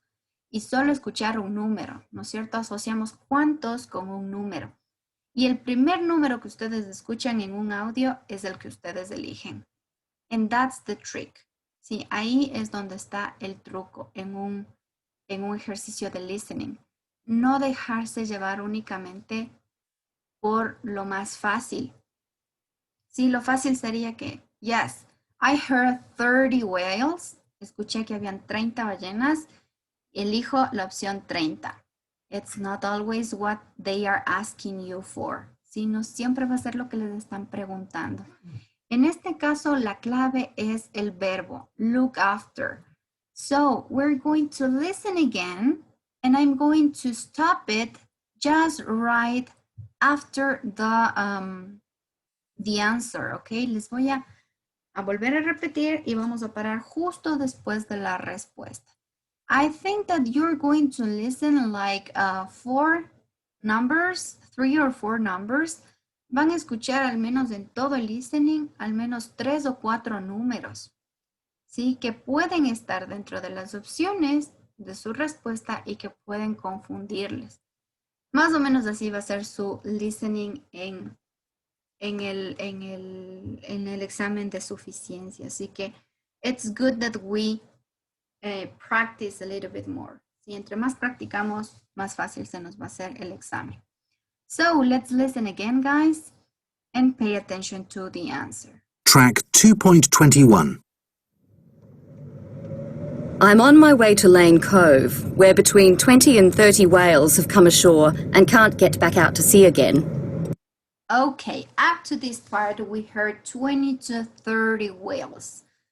Sí, aquí escuchamos de 20 a 30 ballenas, ¿no?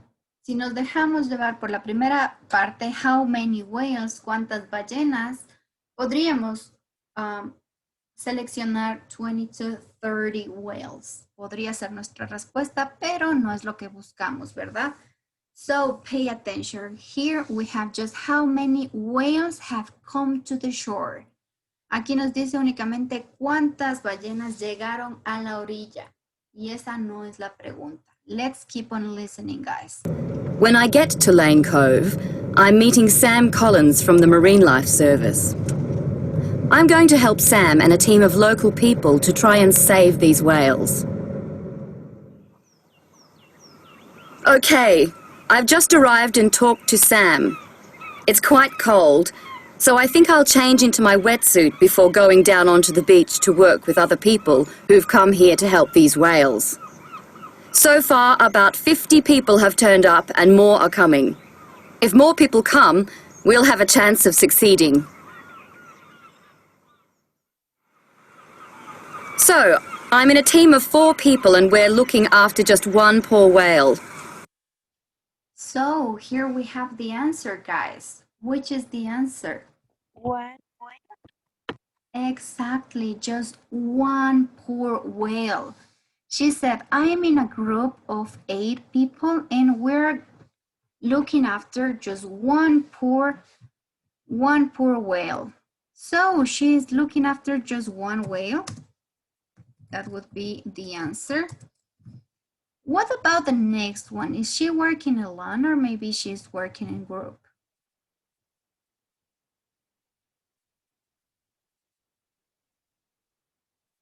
To save the whale.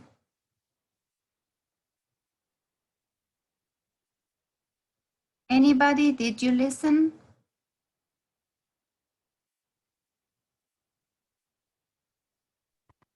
For people, group of 4 people. Okay, so that would mean that she's working alone or in group?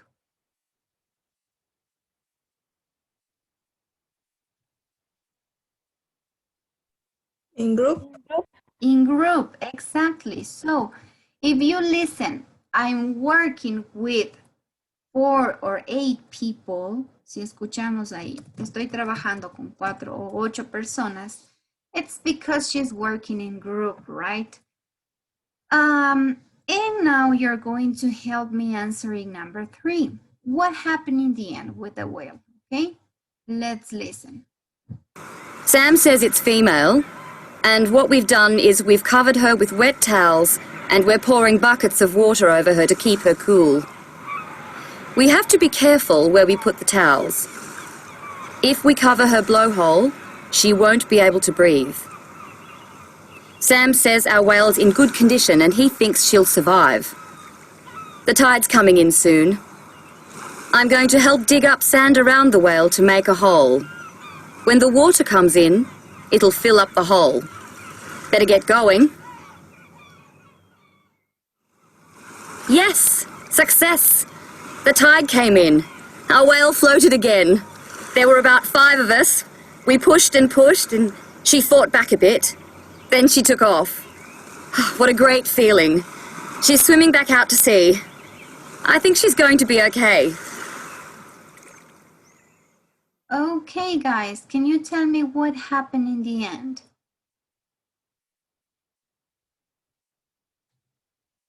Miguel, maybe, did you heard what happened in the end with the whale?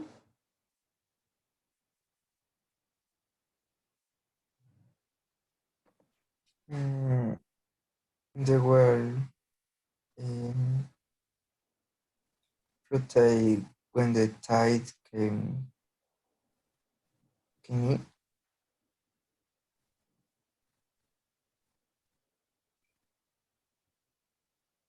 Can you repeat that, please?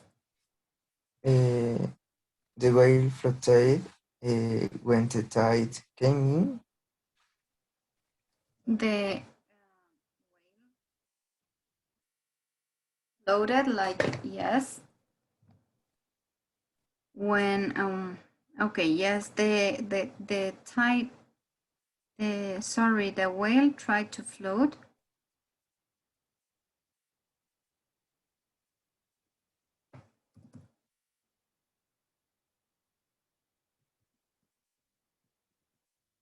And what else happened? ¿Qué más pasó?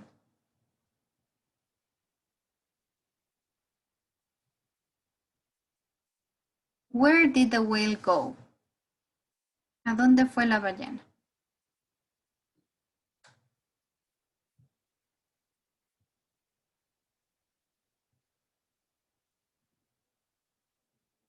Luis, what happened in the end? La costa to sea. Okay, yes. Come back to sea. Uh-huh. Whale went back to the sea.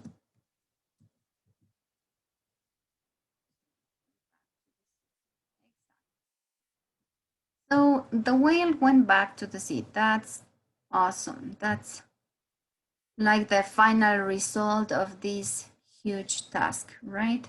So something else you're going to need as a skill in listening is try to catch as many words as you can. And here we have another exercise, guys. We're going to read to these sentences we have right below. I mean, these 7 sentences. And we have some blank spaces there. It means that we need to listen again and complete these suggestions, completing with just one word that is missing, okay? So we will have to listen again and try to complete these phrases with the missing word. Vamos a escuchar nuevamente y a tratar de completar los espacios con la única palabra que nos hace falta ahí, okay? So pay attention because I'm going to ask you one by one. Okay, so listen again. Track 2.21. I'm on my way to Lane Cove, where between 20 and 30 whales have come ashore and can't get back out to sea again. When I get to Lane Cove, I'm meeting Sam Collins from the Marine Life Service. So what's the missing word right here?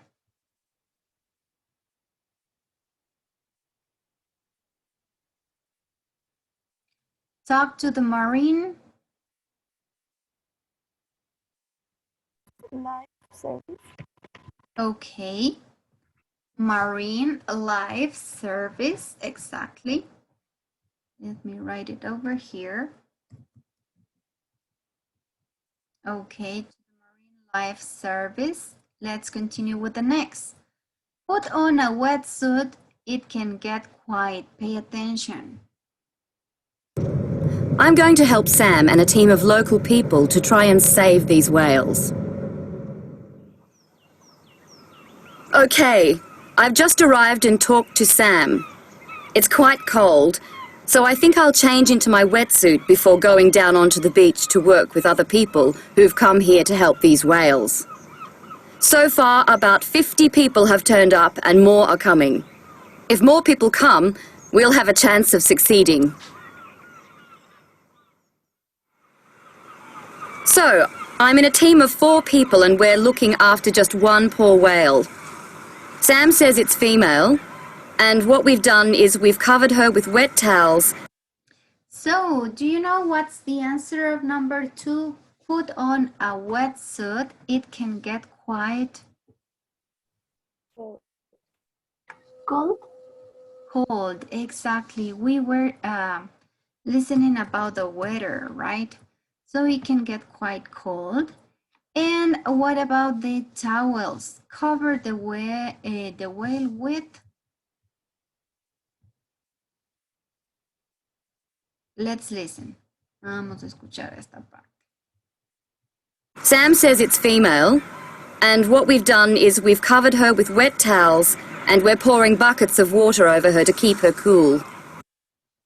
So we cover the whale with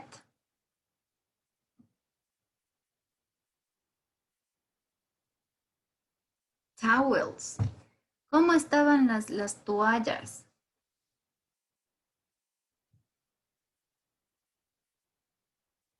Wet. Wet, exactly. So they had to cover the whales with wet towels.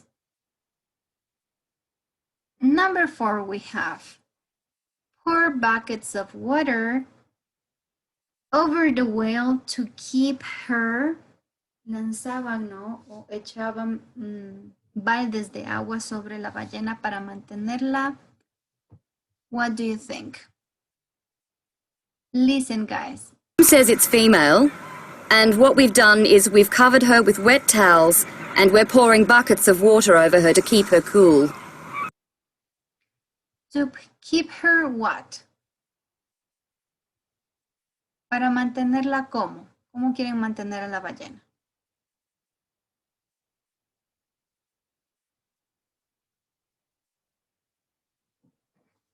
Juliet, can you help me with number 4, please? Cool. Exactly, to keep her cool. Okay, let's move to number 5. Make sure you don't the whale's blowhole.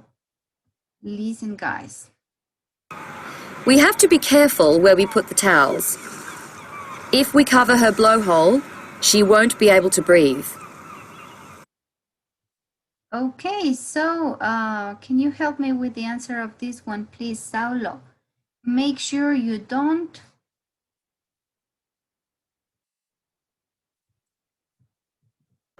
Over. Okay, thank you for help. Cover. Yeah. Cover. Make sure you don't cover. Cover. Asegúrense de no cubrir, ¿no? El orificio de respiración de la ballena. Number 6. Make a in the sand around the whale to fill with water. Let's listen, what do they have to do? Make a in the sand. Sam says our whale's in good condition and he thinks she'll survive. The tide's coming in soon. I'm going to help dig up sand around the whale to make a hole. When the water comes in, What are they going to do?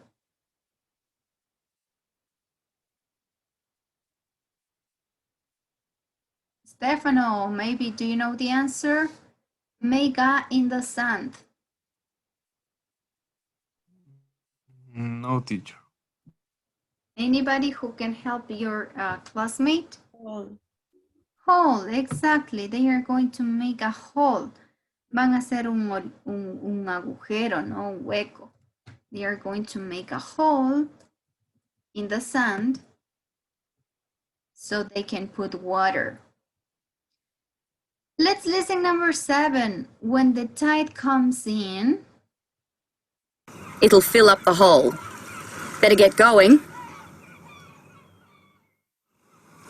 Yes! Success! The tide came in. Our whale floated again.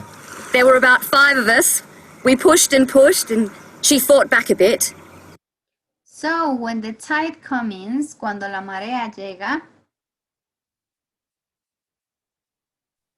push, exactly. Push the whale onto the sea again. Yes. Empuja, ¿no? Cuando llega la marea, empuja a la ballena para que pueda ir al mar otra vez. Yes. Thank you, guys. So, yes, you need to be very, very careful with the listening while you are doing this kind of tests, okay? So this is just a practice, but you're going to have a quiz next week. Remember that we are about to complete the unit number 5. So, and remember that each 2 units we have the quiz. Okay, guys, so as it's almost 10 a.m., you're going to your break and then we go back to complete this lesson, okay? Here we have some 5 sentences that you will help me to recognize if they are true or false according to our reading that we're going to do later, okay? So first, let's get familiar with the sentences we have to answer, and then we move to the reading, okay? So, Gabby, could you help me reading the first one, please? This one, Thomas. Thomas suggests that we probably don't complain when people throw rubbish in water. Exactly. So, we're going to see if this is true or false later. Okay, Thomas suggests that we probably don't complain when people throw rubbish in water.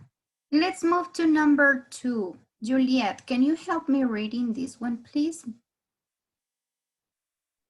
He suggests there's more rubbish in lakes than on beach. Exactly, thank you. Fausto, can you help me with number 3, please?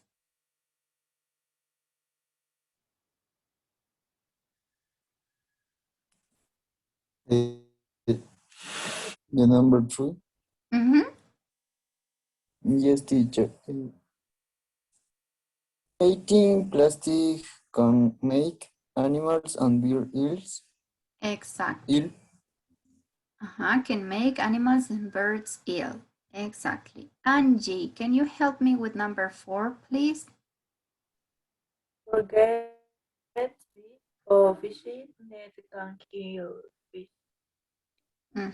Forgotten bits of fishing net can kill fish. Exactly. And the last one, Luis, can you help me reading number 5? Number 5? Mm-hmm. Thomas thinks water pollution is worse than air pollution. Exactly. Thomas thinks water pollution is worse than air pollution. Thank you. So here we have the 5 sentences we need to pay attention in the reading. Now, is there any word you don't know the meaning of in these phrases?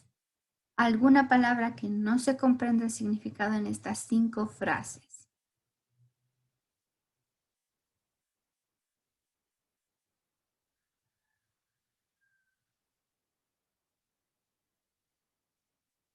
Do you know what's the meaning of complain?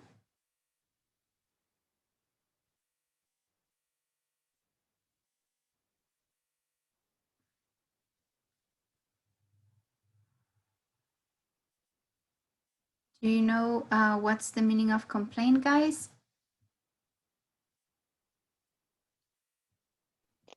Es quejarse. Exactly, quejarse. Quejarse, complain means quejarse. What about rubbish?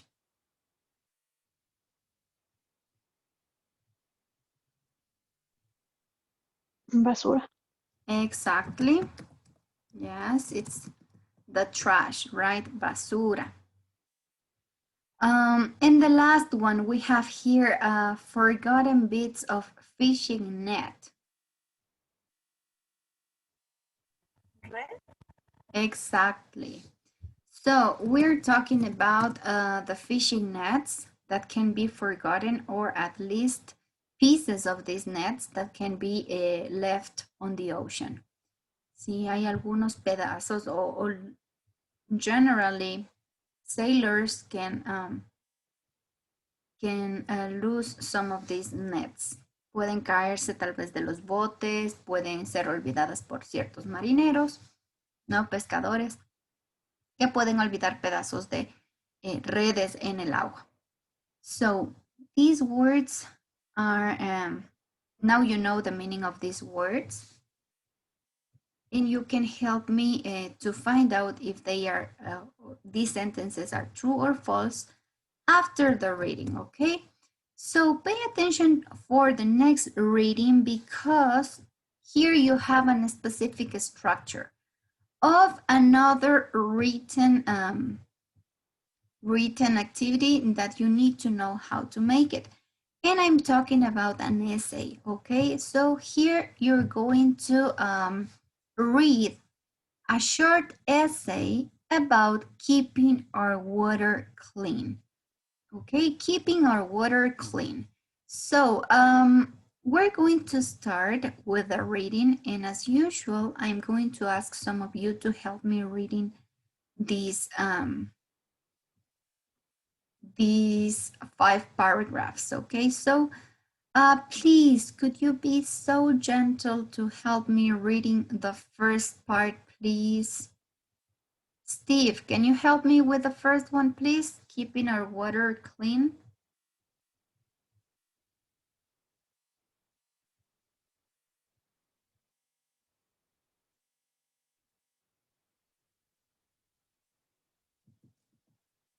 Okay, Steve is not here. Can you help me, please, Josie? Keeping our water clean.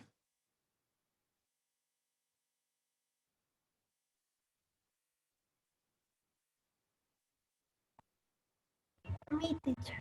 Okay, help me, please. Thank you. Keeping our water clean. If you walk down the street and see someone throw a plastic bottle on the ground, you'll probably get annoyed. You might even say something to that person.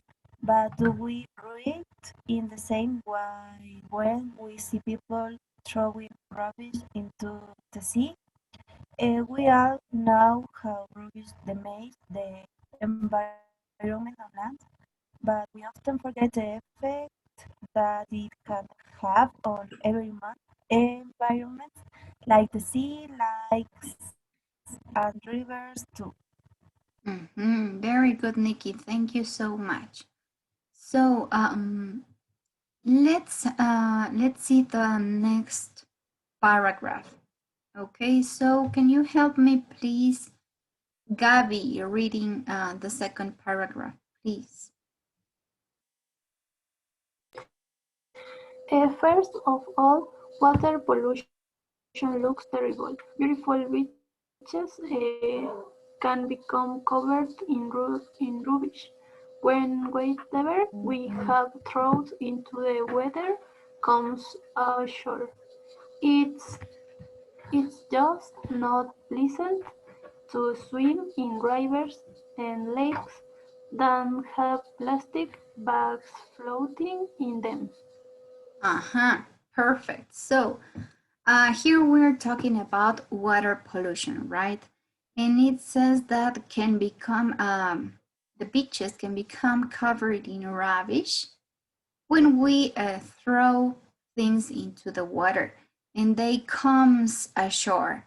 This word ashore means that something is coming to the shore. Okay, so ashore would means cuando el agua regresa, no a la orilla, va a la orilla. And it's not pleasant, as you told me, to see this rubbish in the lakes or the rivers, right? Let's continue with the third paragraph. Can you help me please with this paragraph? Christian. Secondly. Secondly, rubbish can hurt animals and birds that live in or by the water. If they see a plastic bottle, they may think it is food. However, when they try and hit the bottle, it can get caught in their mouth or stomach and stop them from eating anything else.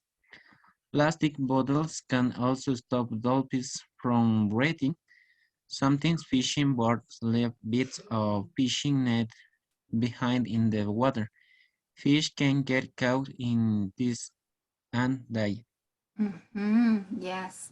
So here we have some problems that this kind of rubbish can cause to the animals in the sea, right? We have all the damage that eating plastic bottles can have into some animals like dolphins, for example, or other fish. So thank you, Christian. Let's move and let's read the last two paragraphs. We have two more paragraphs left. The next paragraph, I'm going to ask you to help me reading, please. Stefano, can you help me reading number 4? Finally. Teacher, ahorita estoy con problemas, no puedo ver bien la pantalla. Okay, so you help me later. Okay, thank you. Help me, please. Number 4, finally, people forget that plastic contains chemicals which stay in the water. This is very bad for both fish and plants. If you eat fish containing the chemicals, then you can also get sick. Exactly. So here we have, finally people forget that plastic contains some chemicals, right? And these chemicals can be eaten by fish, and when we eat those fish, we can also get sick. So we're eating a sick animal, and obviously we can also get sick as well. And finally, we have the last paragraph right there, which is paragraph number 5. And I'm going to ask to Michelle. Michelle, can you help me reading the last one in conclusion?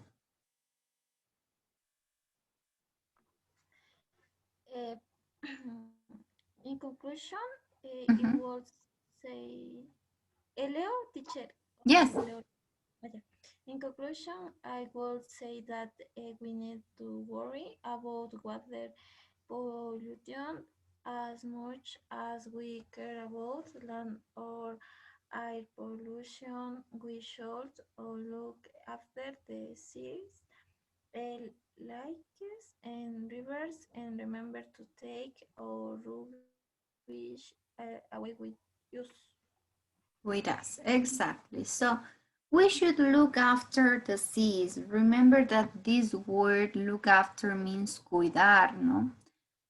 So we all should look after the seas, lakes, and rivers. Deberíamos cuidar más de los mares, lagos, y ríos. And remember to take our rubbish away with us. Y no nos olvidemos de llevar la basura con nosotros. Es decir, no botar en el agua.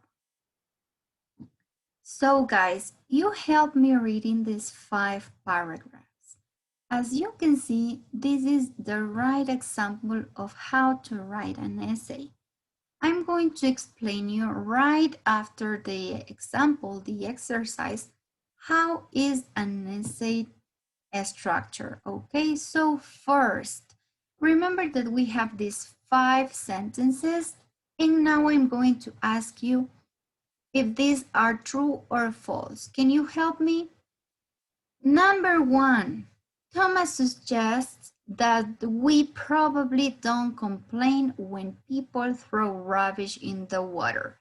Is this true or false?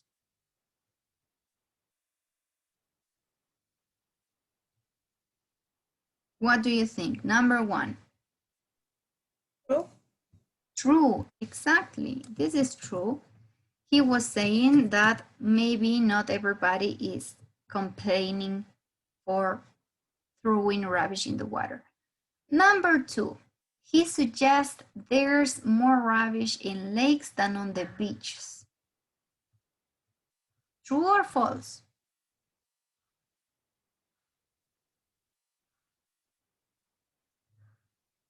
What do you think?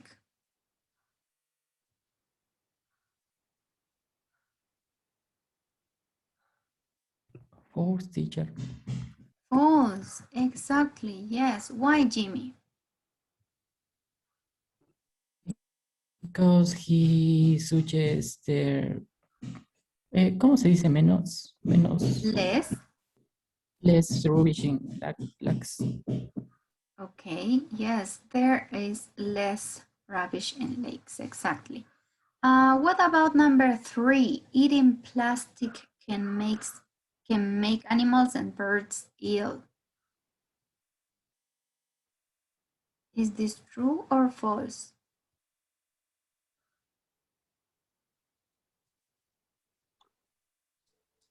True. This one is true, exactly. Yes, this is true. If animals eat something contaminated or maybe plastic, they can get sick. Yes, number 4, guys. Forgotten bits of fishing net can kill fish. Do you agree? Is it true or false? True, teacher. Yes, when people forget these nets, maybe some fish can get trapped there and they can die. And the last one we have, Thomas thinks water pollution is worse than air pollution. What do you think? True or false?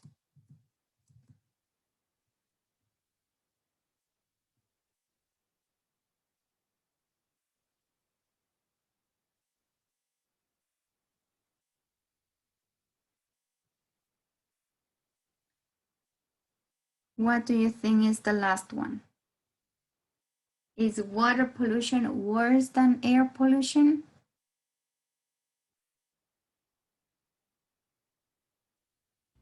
False.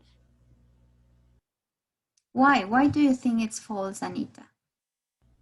Because the water pollution as much as worse than land or air pollution.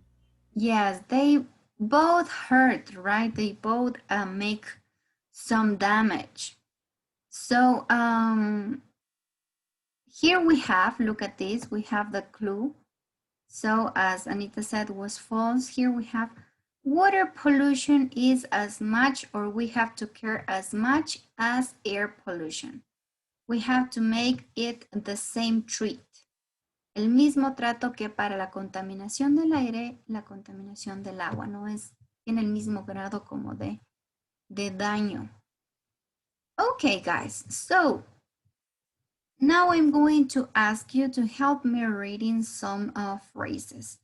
so you can catch what an essay is and what do you have to do. If in the future you decide to maybe study a master's degree and you need to make an international proficiency test, it's for sure that you're going to write an essay. Okay, so this is like the masterpiece of written exams or written tests. An essay is something everybody needs to know how to do it. ¿Sí? Todo el mundo necesita, es como un must, algo que deben sí o sí saber, es cómo hacer un ensayo. Si dan un examen internacional, en la parte escrita, sí o sí les va a aparecer cómo, o les van a dar un tema para que ustedes escriban un ensayo sobre ese tema. Entonces, es muy, muy importante que sepamos qué es un ensayo, qué se hace, cómo se hace, qué frases puede ocupar, de qué se compone, ¿ok? So, can you please help me reading, Kathy? Kathy, can you help me reading what is an essay?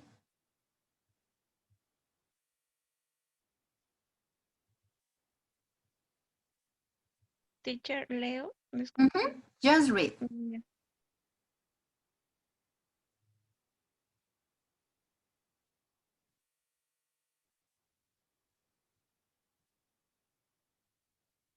Can you read that, please, Kathy? We cannot hear you. Ah, perdón, Liz. El micrófono le apagué, perdón. A ver. What is an essay?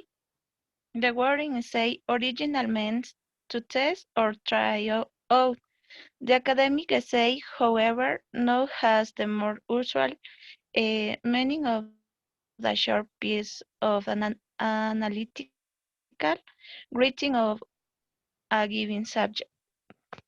Exactly. So this word essay, as here we have, is or means to test or try out.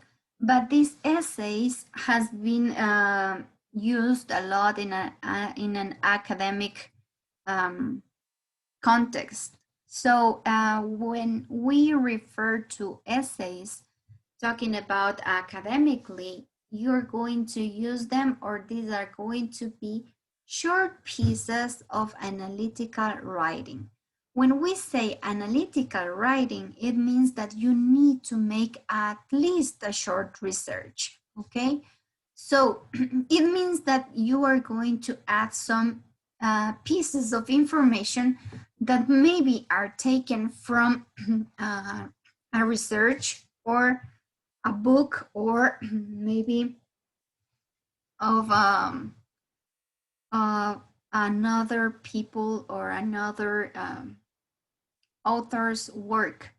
This is how an essay works. So it's like a small research you're going to do on a given subject or on a given topic.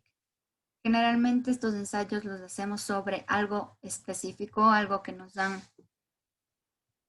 impuesto, ¿no? Ya sea sobre una materia, sobre un tema o sobre algo en específico. Y al decir que son, we can say, cuando son trabajos escritos analíticos, quiere decir que vamos a hacer un análisis en base a datos.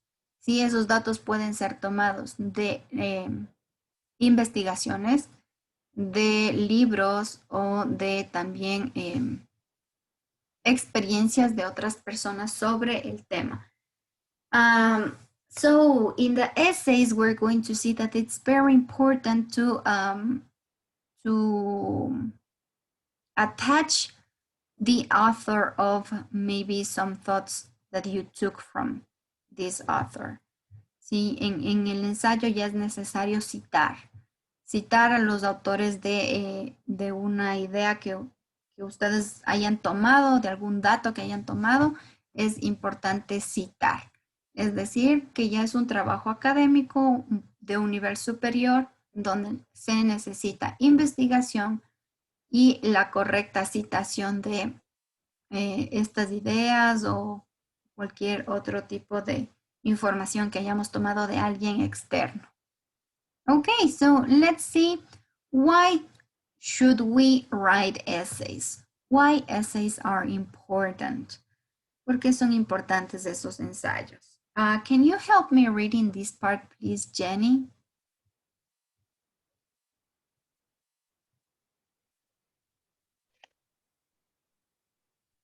Essay writing is an essential part of the learning process. It involves time management, meeting the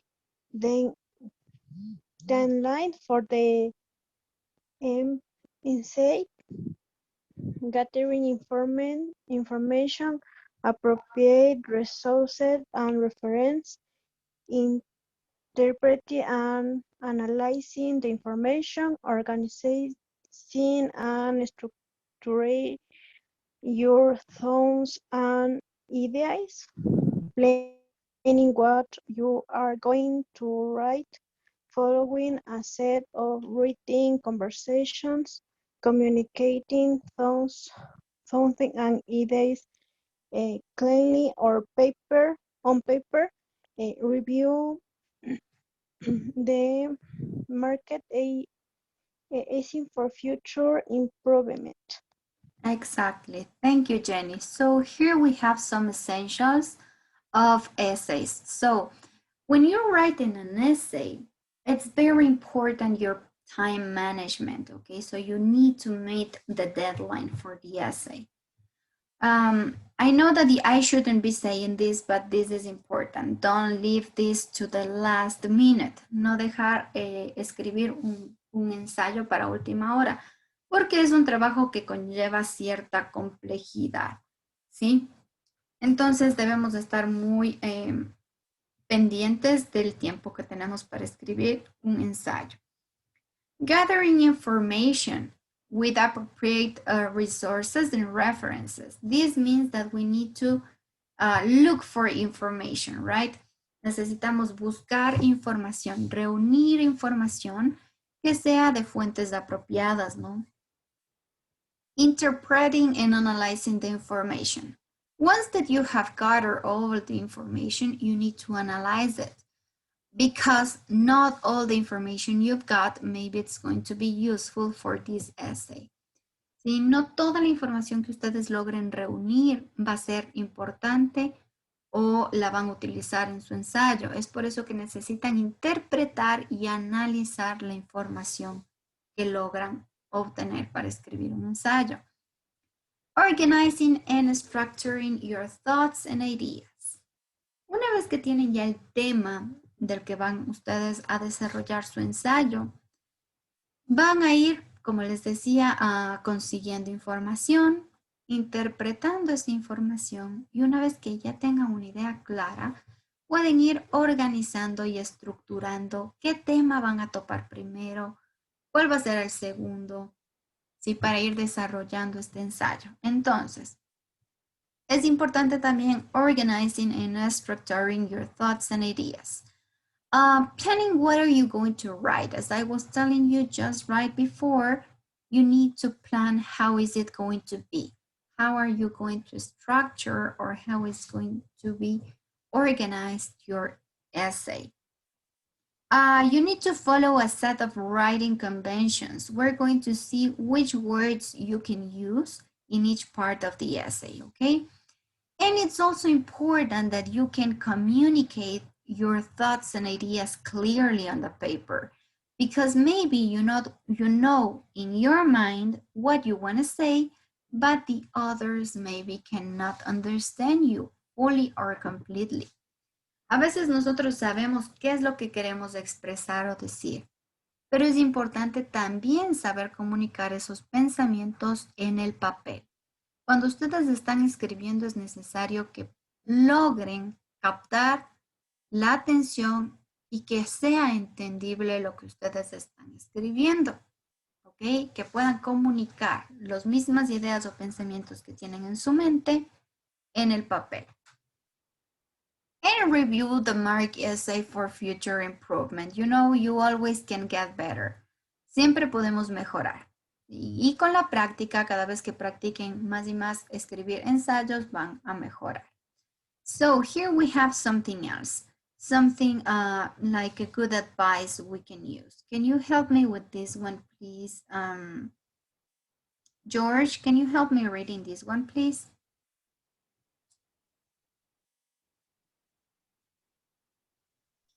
Todo el párrafo, teacher. Yes. It's a learning curve. Your essay writing style will develop through practice, and you will be begin as teacher. Begin to write more clearly, objectively, and persuasively. As your writing improves, your assessment grades should reflect that improvement. Finally, being skilled in writing clearly, objectively, and persuasively must be an advantage to you for the rest of your life. Exactly. So here we have these skills are very important. You need to know how to write. So when you're writing, you need to be clear or to write clearly, objectively, and persuasively. This means that you need to follow these three concepts. Hay que escribir claro, ser objetivos con lo que ustedes están investigando o están comunicando y ser persuasivos. Persuasivos en el aspecto de que no hay que herir sentimientos, hay que tratar de ser muy puntuales, no hard feelings. Y también hay que ser persuasivos en el aspecto de que ustedes pueden encaminar al lector hacia la acción, ¿sí? Al momento de concluir un ensayo, ustedes pueden proponer una acción de cambio. Okay, this is very important because that's how some articles and essays work. Now, here we have the first structure of an essay. What is important in an essay, and it's missing here, is the title, okay? It's always a good idea to write a catching title. This is very important. You need to write a catchy title that can give us an idea. Sorry about that, guys. I'm running out of voice, but yes, you need a catching title that can give the reader the idea of what the article or the essay is going to be about or will talk about. So with the title, we know what it is the reading related to. Then you have an introduction paragraph. In this introduction paragraph, you're going to explain all the thesis, all the facts you're going to talk during the essay, okay? So this introduction paragraph is very important. You need to give the reader the ideas of how or which topics are you going to cover in the essay. Then we have the body paragraphs, and it says in plural paragraphs because there is not going to be just one paragraph. Maybe you're going to have at least 3 paragraphs of body, okay? This is like the minimum piece of paragraphs you need to have in an essay. So what are you going to do in these paragraphs, in these body paragraphs? Let me write it over here, like 3 paragraphs.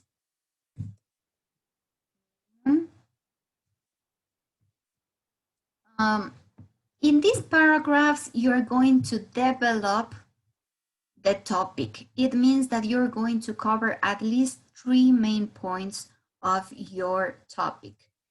Maybe you're going to use some examples to explain it. You're going to use some experiences to explain it, or you're going to use some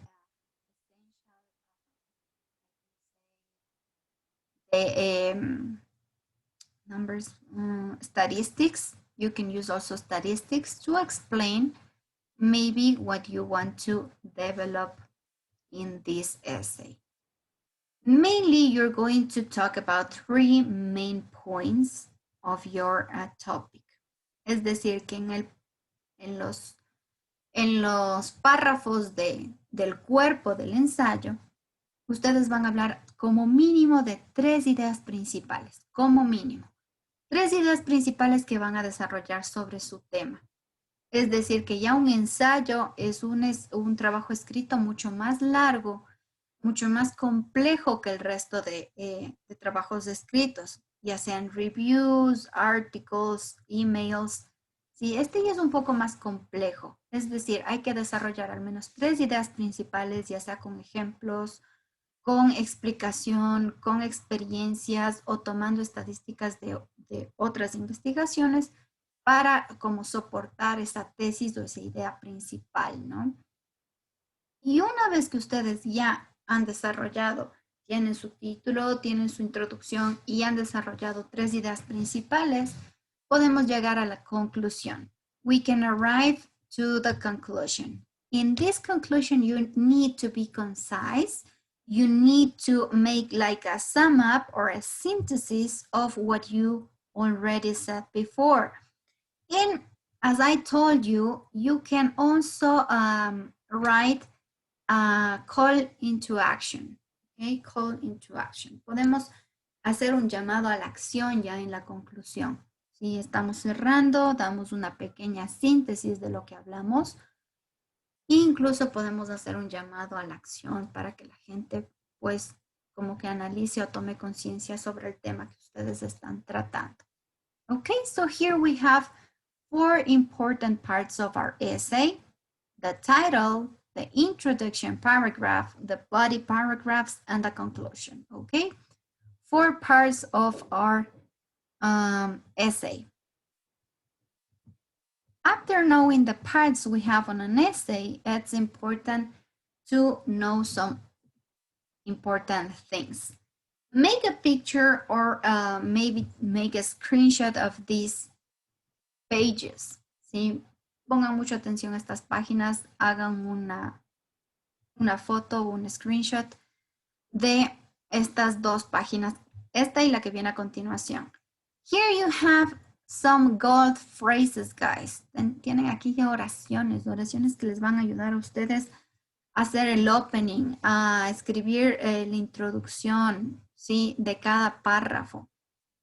Este opening o las frases que tenemos aquí en el opening son las que nos van a servir para nuestro introduction paragraph, ¿sí? Estas frases podemos ocupar para la introducción.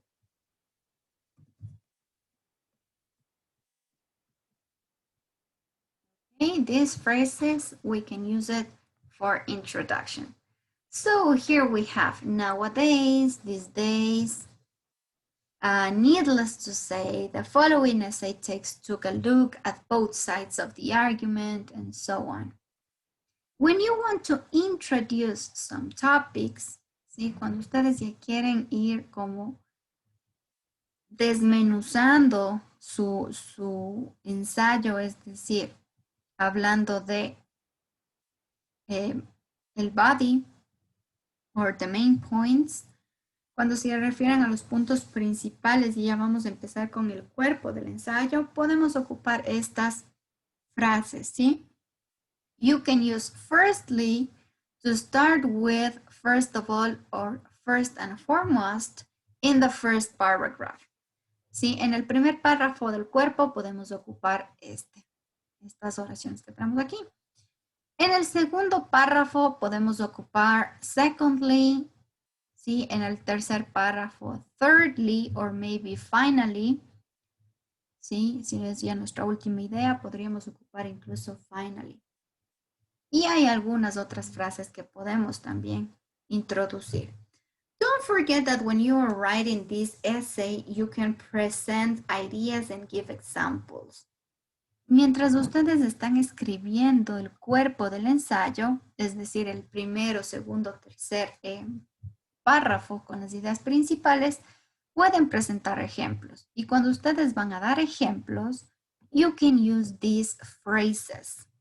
Okay? When it comes to, according to experts, for instance, for example, such as, and so on.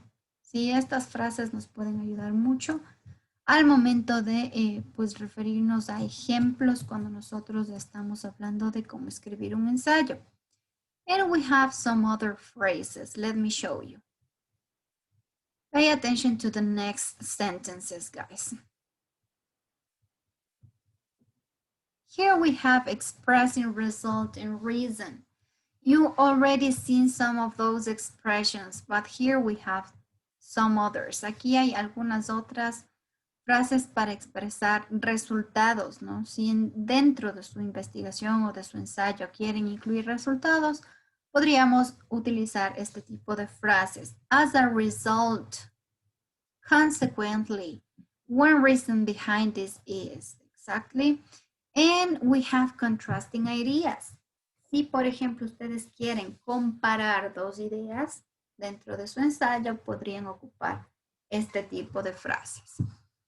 Despite the fact that, or one hand, on the other hand, sí, este es muy común, por un lado y por otra parte, sí, por una parte o por otra parte. And finally, we have the conclusion phrases, we can say. Tenemos un par de frases para concluir, ya para finalizar. Es decir, in the conclusion paragraph. En el párrafo de conclusión podemos pues incluir frases como to sum up, para resumir, in conclusion, en conclusión, all things considered, una vez tomada o consideradas todos los aspectos, ¿sí? And so on. And finally, we have some phrases which we can use in order to give our opinion. ¿Sí? Solo tenemos un par de frases para dar la opinión o para expresar nuestra opinión en la conclusión. Then, what do we have? We have some tips also when you are writing an essay. Tenemos aquí un par de tips para cuando estamos escribiendo un ensayo. ¿Ok? Make sure to avoid these and write everything out in full. It's always for a formal writing style to emerge. So this is important. It means that we cannot use any of these contractions or abbreviations. Okay, these are forbidden. Prohibidas las contracciones y las abreviaciones cuando están escribiendo un ensayo.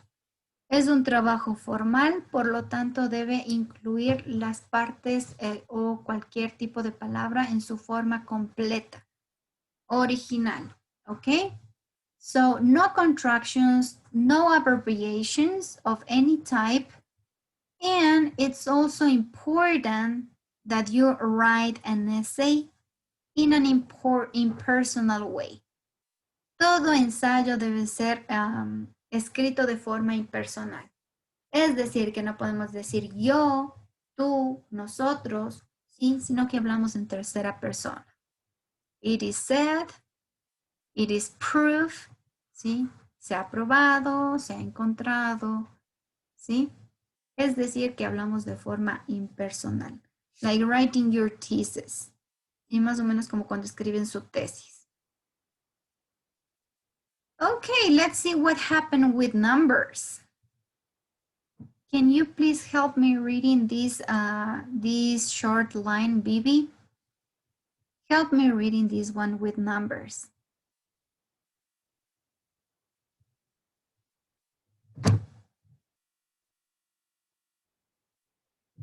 Hello, Bibi, are you alive?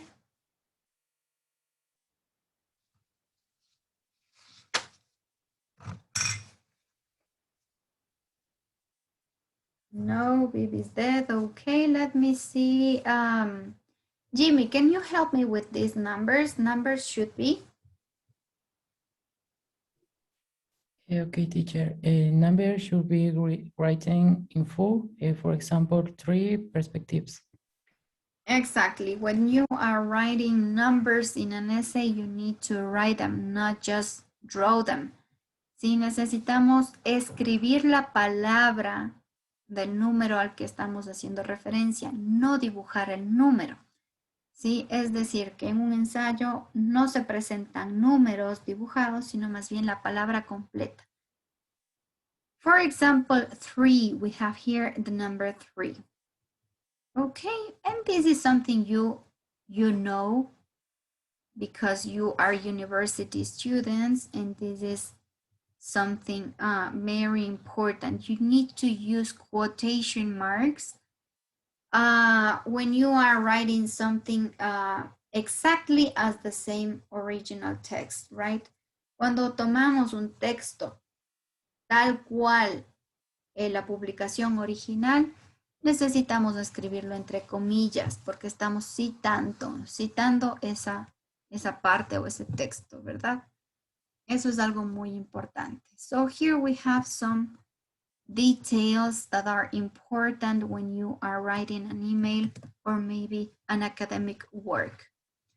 Sí, estos detalles son indispensables cuando ustedes hacen trabajos académicos, especialmente ensayos. Okay, guys, now that you know the parts of the essay and some of the important aspects of writing an essay, I think you're ready for your today's classwork, okay? So let me share with you what are you going to do now. On your screen, you should be seeing a Padlet, guys. Am I right or wrong? Can you see the link? Can you see the Padlet on your screen? Yes, teacher. Okay, thank you, Nikki. As we were saying before, we're going to make, in this case, an essay. Okay, so you're going to write an essay. Here you have the explanation. Plan an essay on an environmental issue. Choose one of the topics below or your own idea. Make notes about the topic and try to think at least 3 main points with examples. Okay, so here we have some of the topics you can choose. For example, you can write about air pollution, maybe about cutting down the forest, maybe about electric cars, or about wasting food, or talk about too many fish from the sea.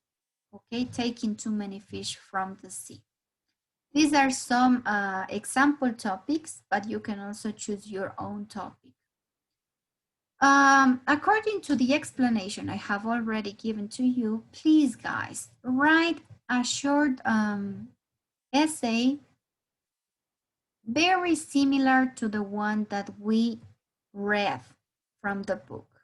Okay, aquí les dejo incluso el ejemplo del libro. Van a escribir algo similar. Es un ensayo tomando cualquiera de los temas que acabamos de ver hace ratito, o pueden ustedes tomar su propio tema sobre el ambiente, ¿no? Remember that you need to write a title, an introduction paragraph, 3 main points with examples, and a conclusion. Sí, esa es la estructura del email que ustedes van a hacer.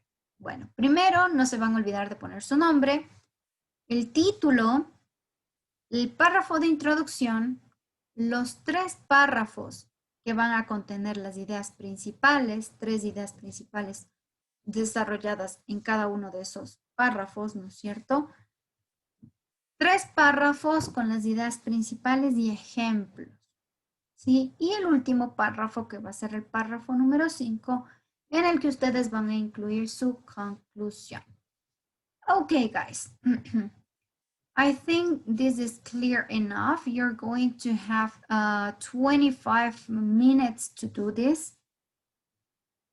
You're going to have 25 minutes to complete this task.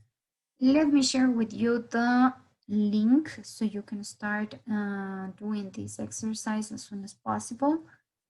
And I'm going to also create the task on your student's portfolio so you can upload the evidence once you finish. Okay, guys, so let me share with you the link. Tell me, guys, can you see the link? Yes, teacher. Okay, now you can start, guys. Don't forget to write your names and a catchy title for this classwork. You know you're going to have 25 minutes to complete it. So good luck with your essay. Any question, if you have any question, I'm here ready to answer your questions or doubts. You need to study for that quiz, okay? You have the quiz of units number 4 and number 5 next week. And we are also going to make a homework next week. So let me share the homework you have for next week. This is what you have to do for next week. You're going to find in your student's portfolio this homework. It's with the name of homework number 8. What are you going to do in this homework? You will have to watch a video about climate change, and you're going to ask some comprehension questions.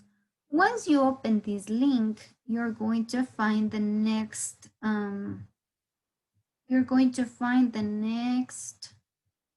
page, okay? You're going to find this page. Greta Thunberg and George Monbiot on the climate crisis, okay? So what are you going to do? You will have to watch a video, this video that it's at the end of the exercise. So if you want to watch the video, you will have to go to the last part and you can play the record and watch the video. And after watching the video, you're going to answer these questions. In the first part, guys, pay attention. You're going to match the definition with this vocabulary, okay? So in the first case, I'm just going to make an example. It's not the real answer, but I'm just guessing. Try to use the words in capital letters, okay? So you won't get wrong. You're going to write the answers in capital letters. I'm just writing some examples right here, okay? It's not the real answers. This is how you're going to write the answers of this first part. In the second part, what do we have? Write a number and put the ideas in the right order as they were mentioned in the video. So here you have some topics.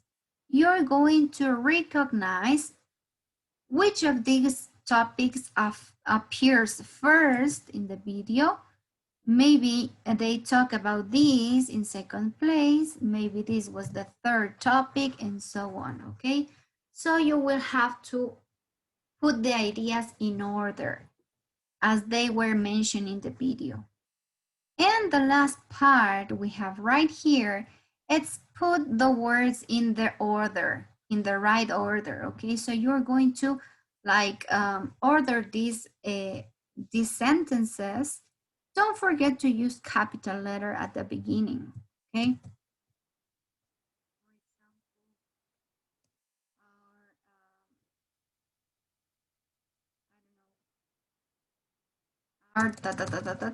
Sí, van completando, ustedes van ordenando la oración. This is the last exercise you have as homework.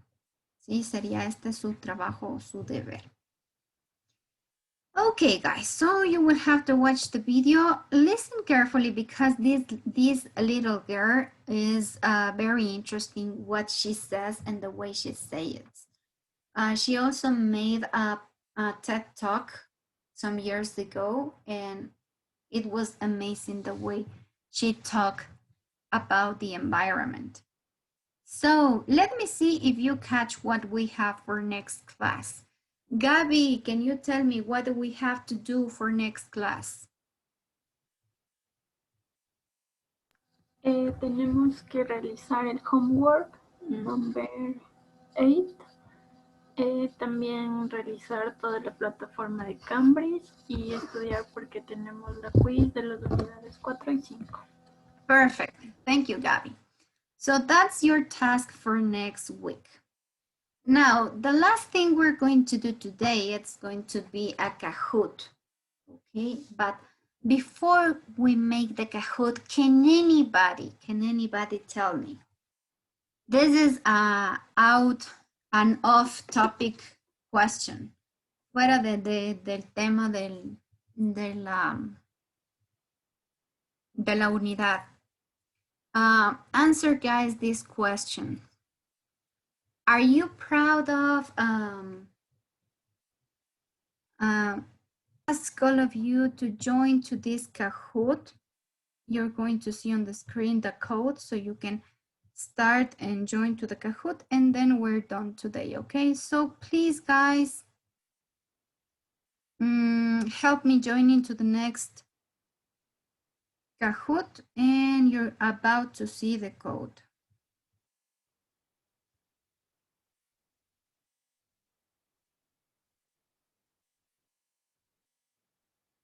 The code is right there, guys. Please try to join to this Kahoot. We're going to practice, we're going to have just 10 questions to practice unit number 5, the whole unit number 5. Vocabulary, we're going to practice some grammar. Remember that we were talking about this zero and first conditional and so on. So we're going to make a short practice of this grammar and vocabulary of unit number 5.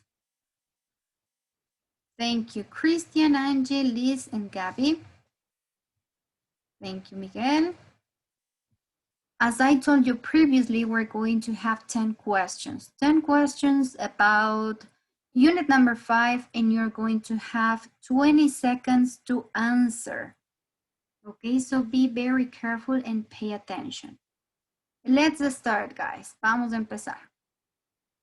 So, question number 1. Let's see.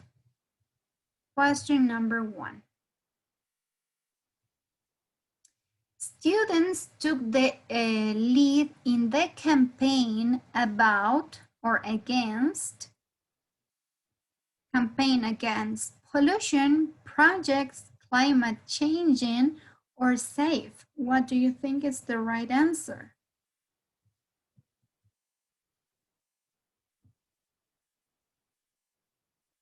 Okay, it's pollution. Don't forget that the right expression of climate change is just change, okay? Para hablar del cambio climático, ¿sí? El verbo change va a permanecer igual. No va a estar conjugado con ing, sino va a estar en su forma original. Es decir, vamos a hablar de climate change. Si quieren hablar de cambio climático, climate change. But in this case, look at this, in this case, the right answer was pollution. ¿Sí? Los estudiantes lideraron una campaña en contra de la contaminación. Aquí el climate changing estaba mal escrito, ¿verdad? That's why it wasn't the right answer. Let's continue with number 2. Well done, Kathy, Gabby, Saulo, Lisette, and Nikki. Number 2.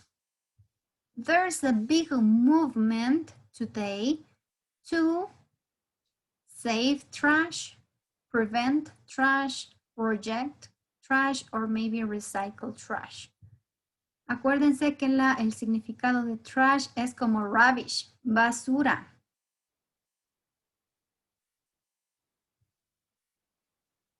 Exactly. The big movement we have nowadays is about the recycling, right? To recycle the trash or the rubbish. It's the same. They are synonyms. One is in British English and the other one is in American English. So let's continue with number 3. Well done, guys. I can see new names right here. Number 3.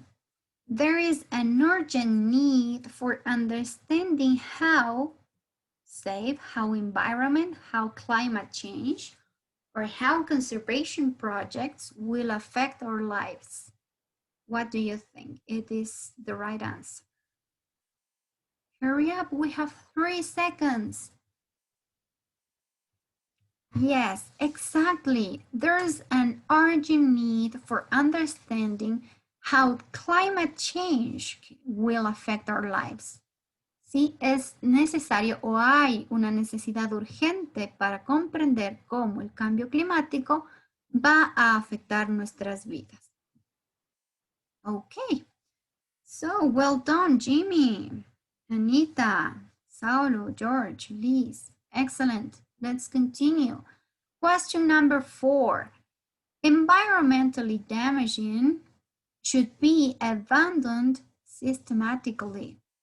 What do you think? Environmentally damaging conservation projects, prevent projects, endanger.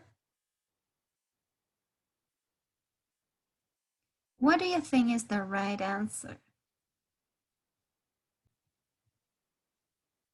Okay, time is almost up. To save, perfect. He did everything he could to save the dog, right? Let's continue with the next. Wow, you're doing so good, guys. Very good. Number 8.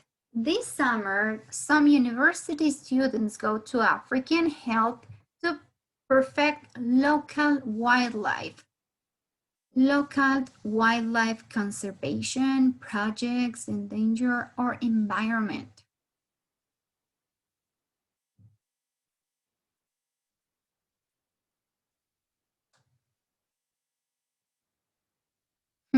Yes, it's this summer, some university students go to Africa and help to perfect local wildlife conservation. So they are helping to preserve or to conserve local wildlife. That's right. Very good, guys. Let's see the final or almost the final question. We must try to protect the safe, the environment, the environmentally friendly, or recycle. This is easy. Come on.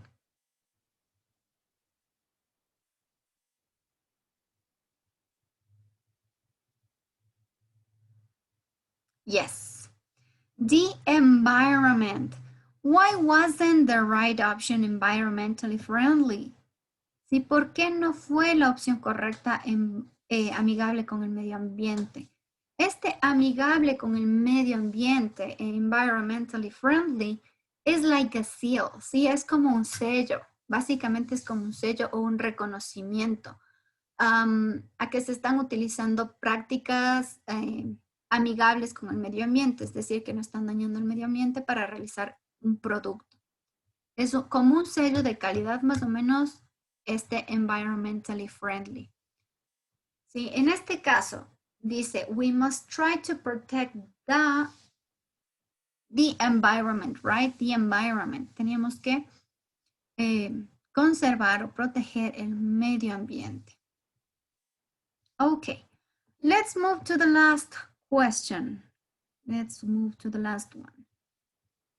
Number 10.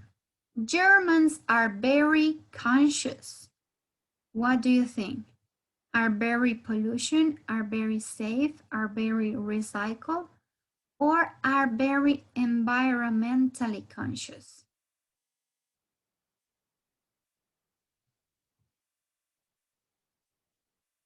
Yes, that's right. They are environmentally conscious. Y son, tienen una mentalidad o son ambientalmente conscientes. Son muy conscientes sobre el medio ambiente. Thank you, guys. Let's see this week's podium. So, congratulations to Lisette. You got the 3rd place. Excellent. Congratulations, Gabby, as well. And I think this week, Anita was the winner. So congratulations, Anita, and also George and Kathy. You did an excellent job completing these questions. And also to the rest of you guys, the rest of the students, you did an excellent job trying to complete all these sentences. Well, guys, as you know, I told you what is going to be your homework for next week. Don't forget that. Get ready to complete your homework and study for next class test.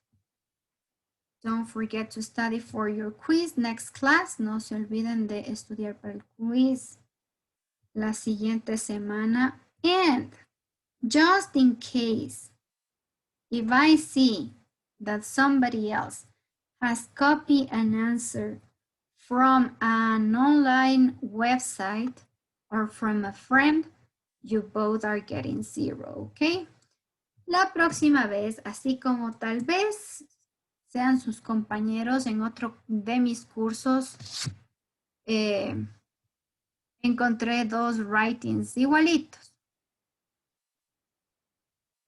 No se arriesguen a tener 0 en todo el quiz por algo tan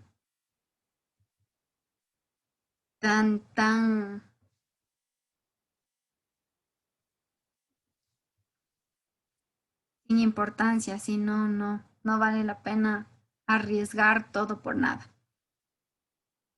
Okay, guys, so